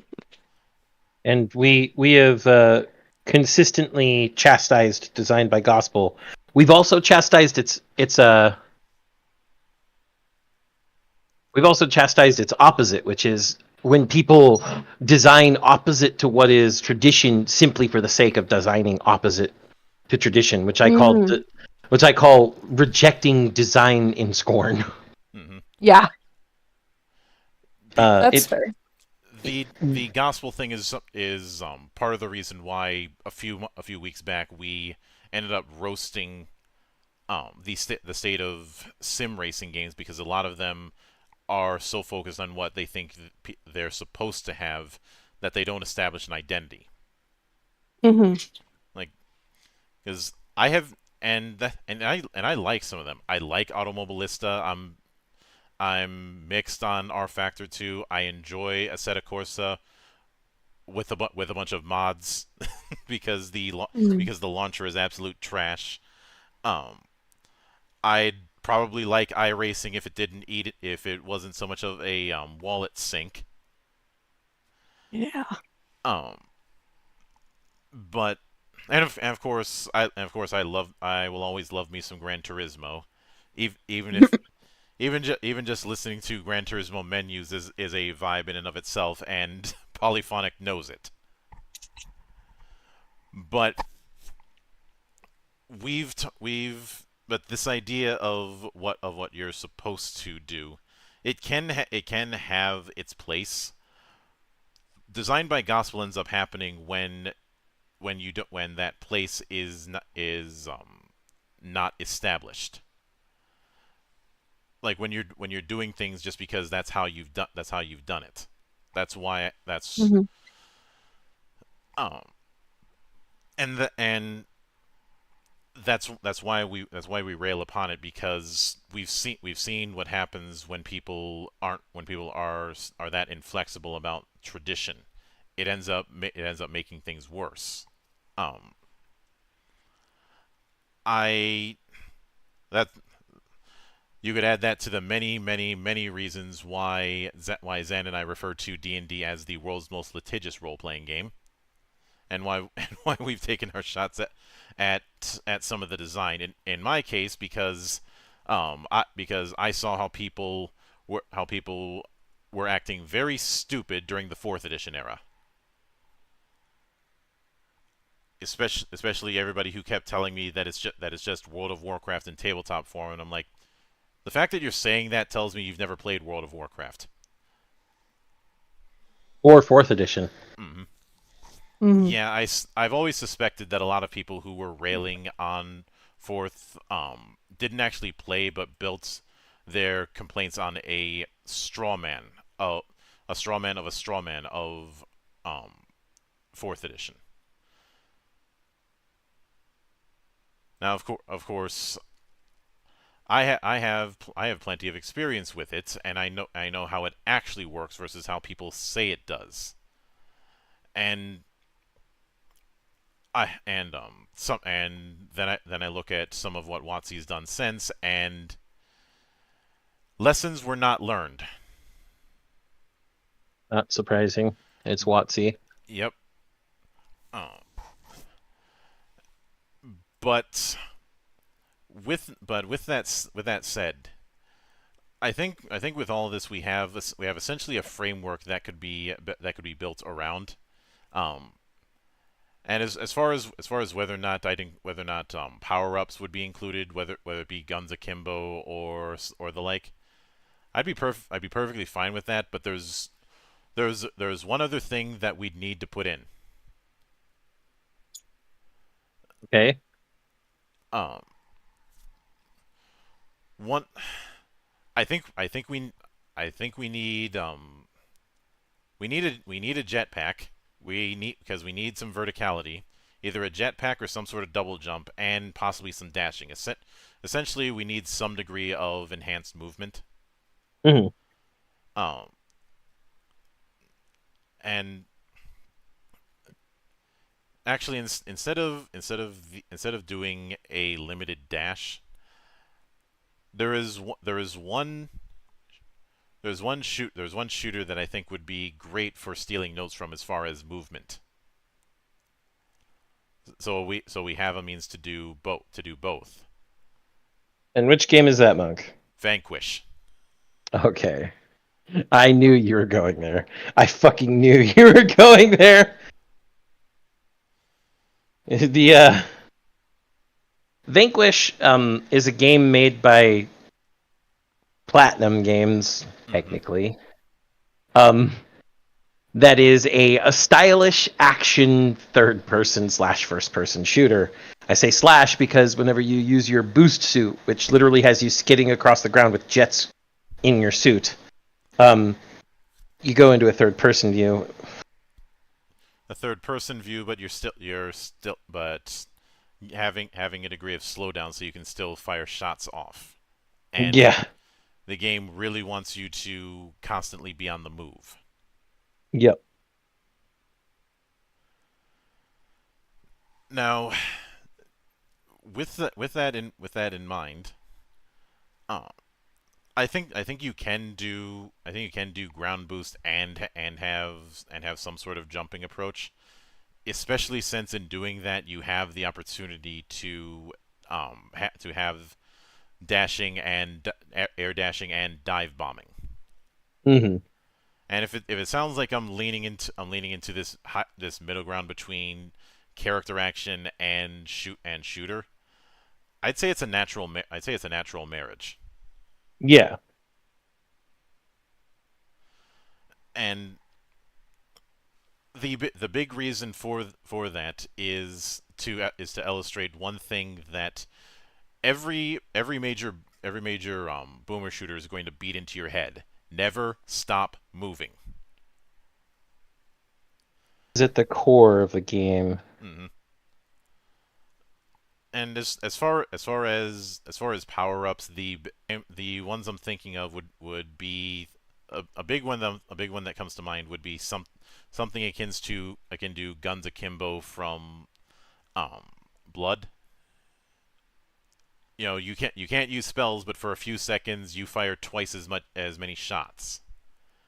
You are throwing all of the DACA downrange. Yeah, and if that and I know somebody would say, well, wouldn't that get ridiculous if you have a rocket launcher equipped and you do and now all of a sudden you've got two?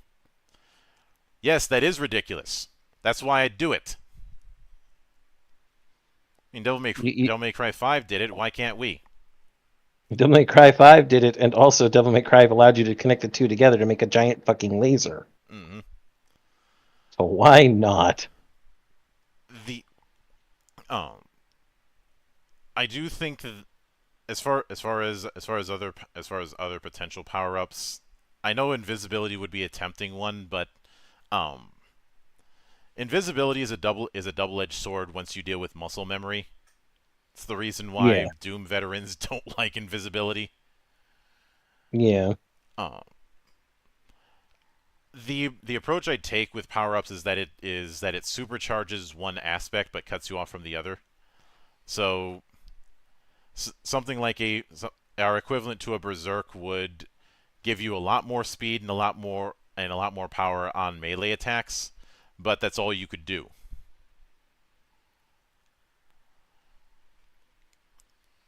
And so essentially, if you pick this, you're just going to be going on a melee focused rampage for about 30 seconds.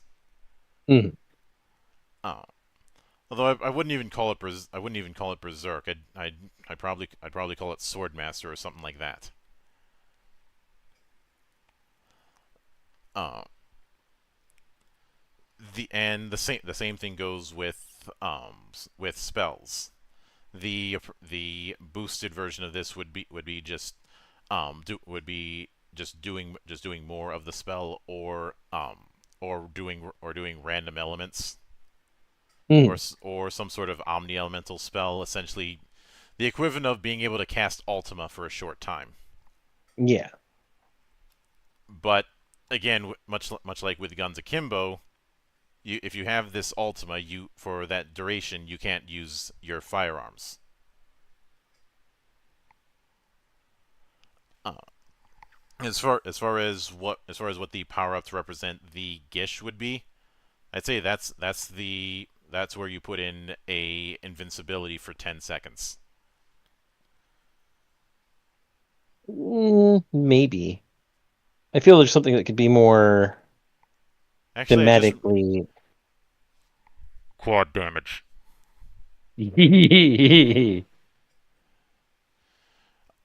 I suppose if I'm gonna be making that sort of reference, the power up for the mage end would be the equivalent of the tome of power in Heretic. Mhm.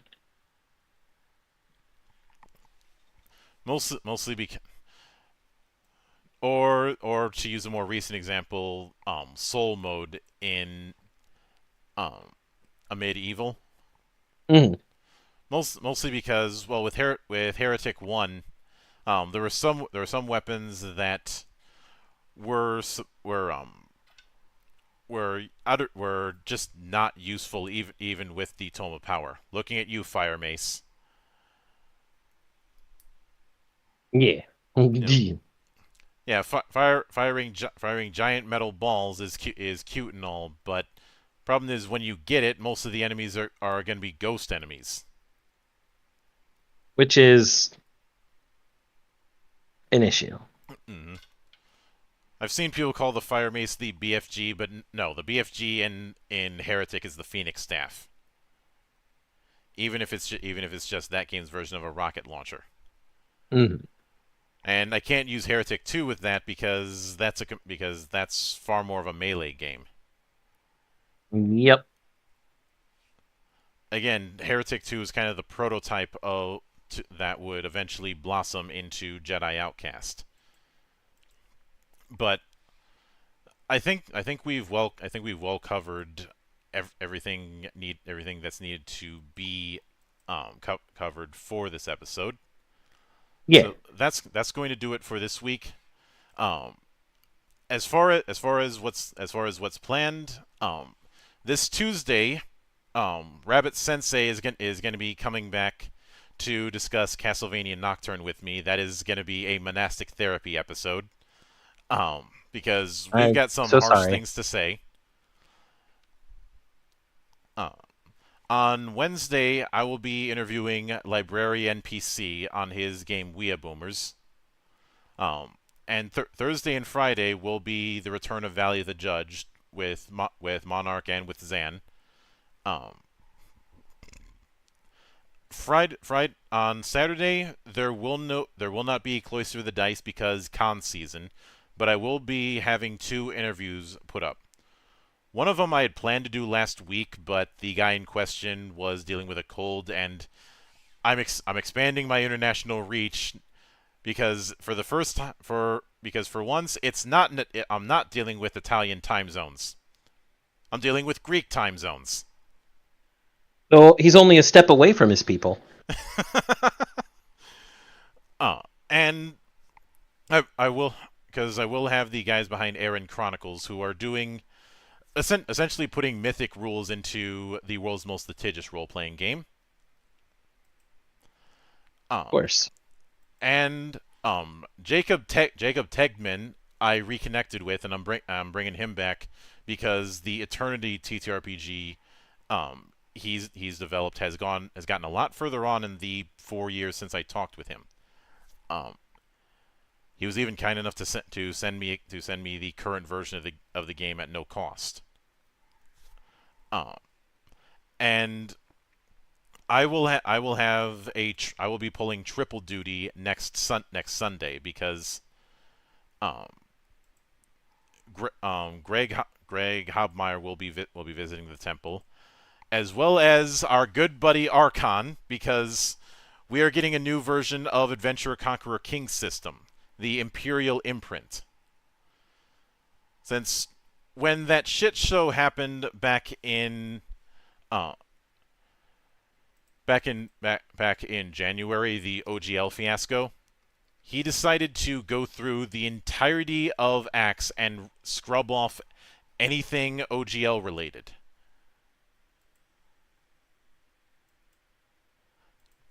And as far as Hobmeyer, he's developing a tarot sorcery game called The Hidden Isle.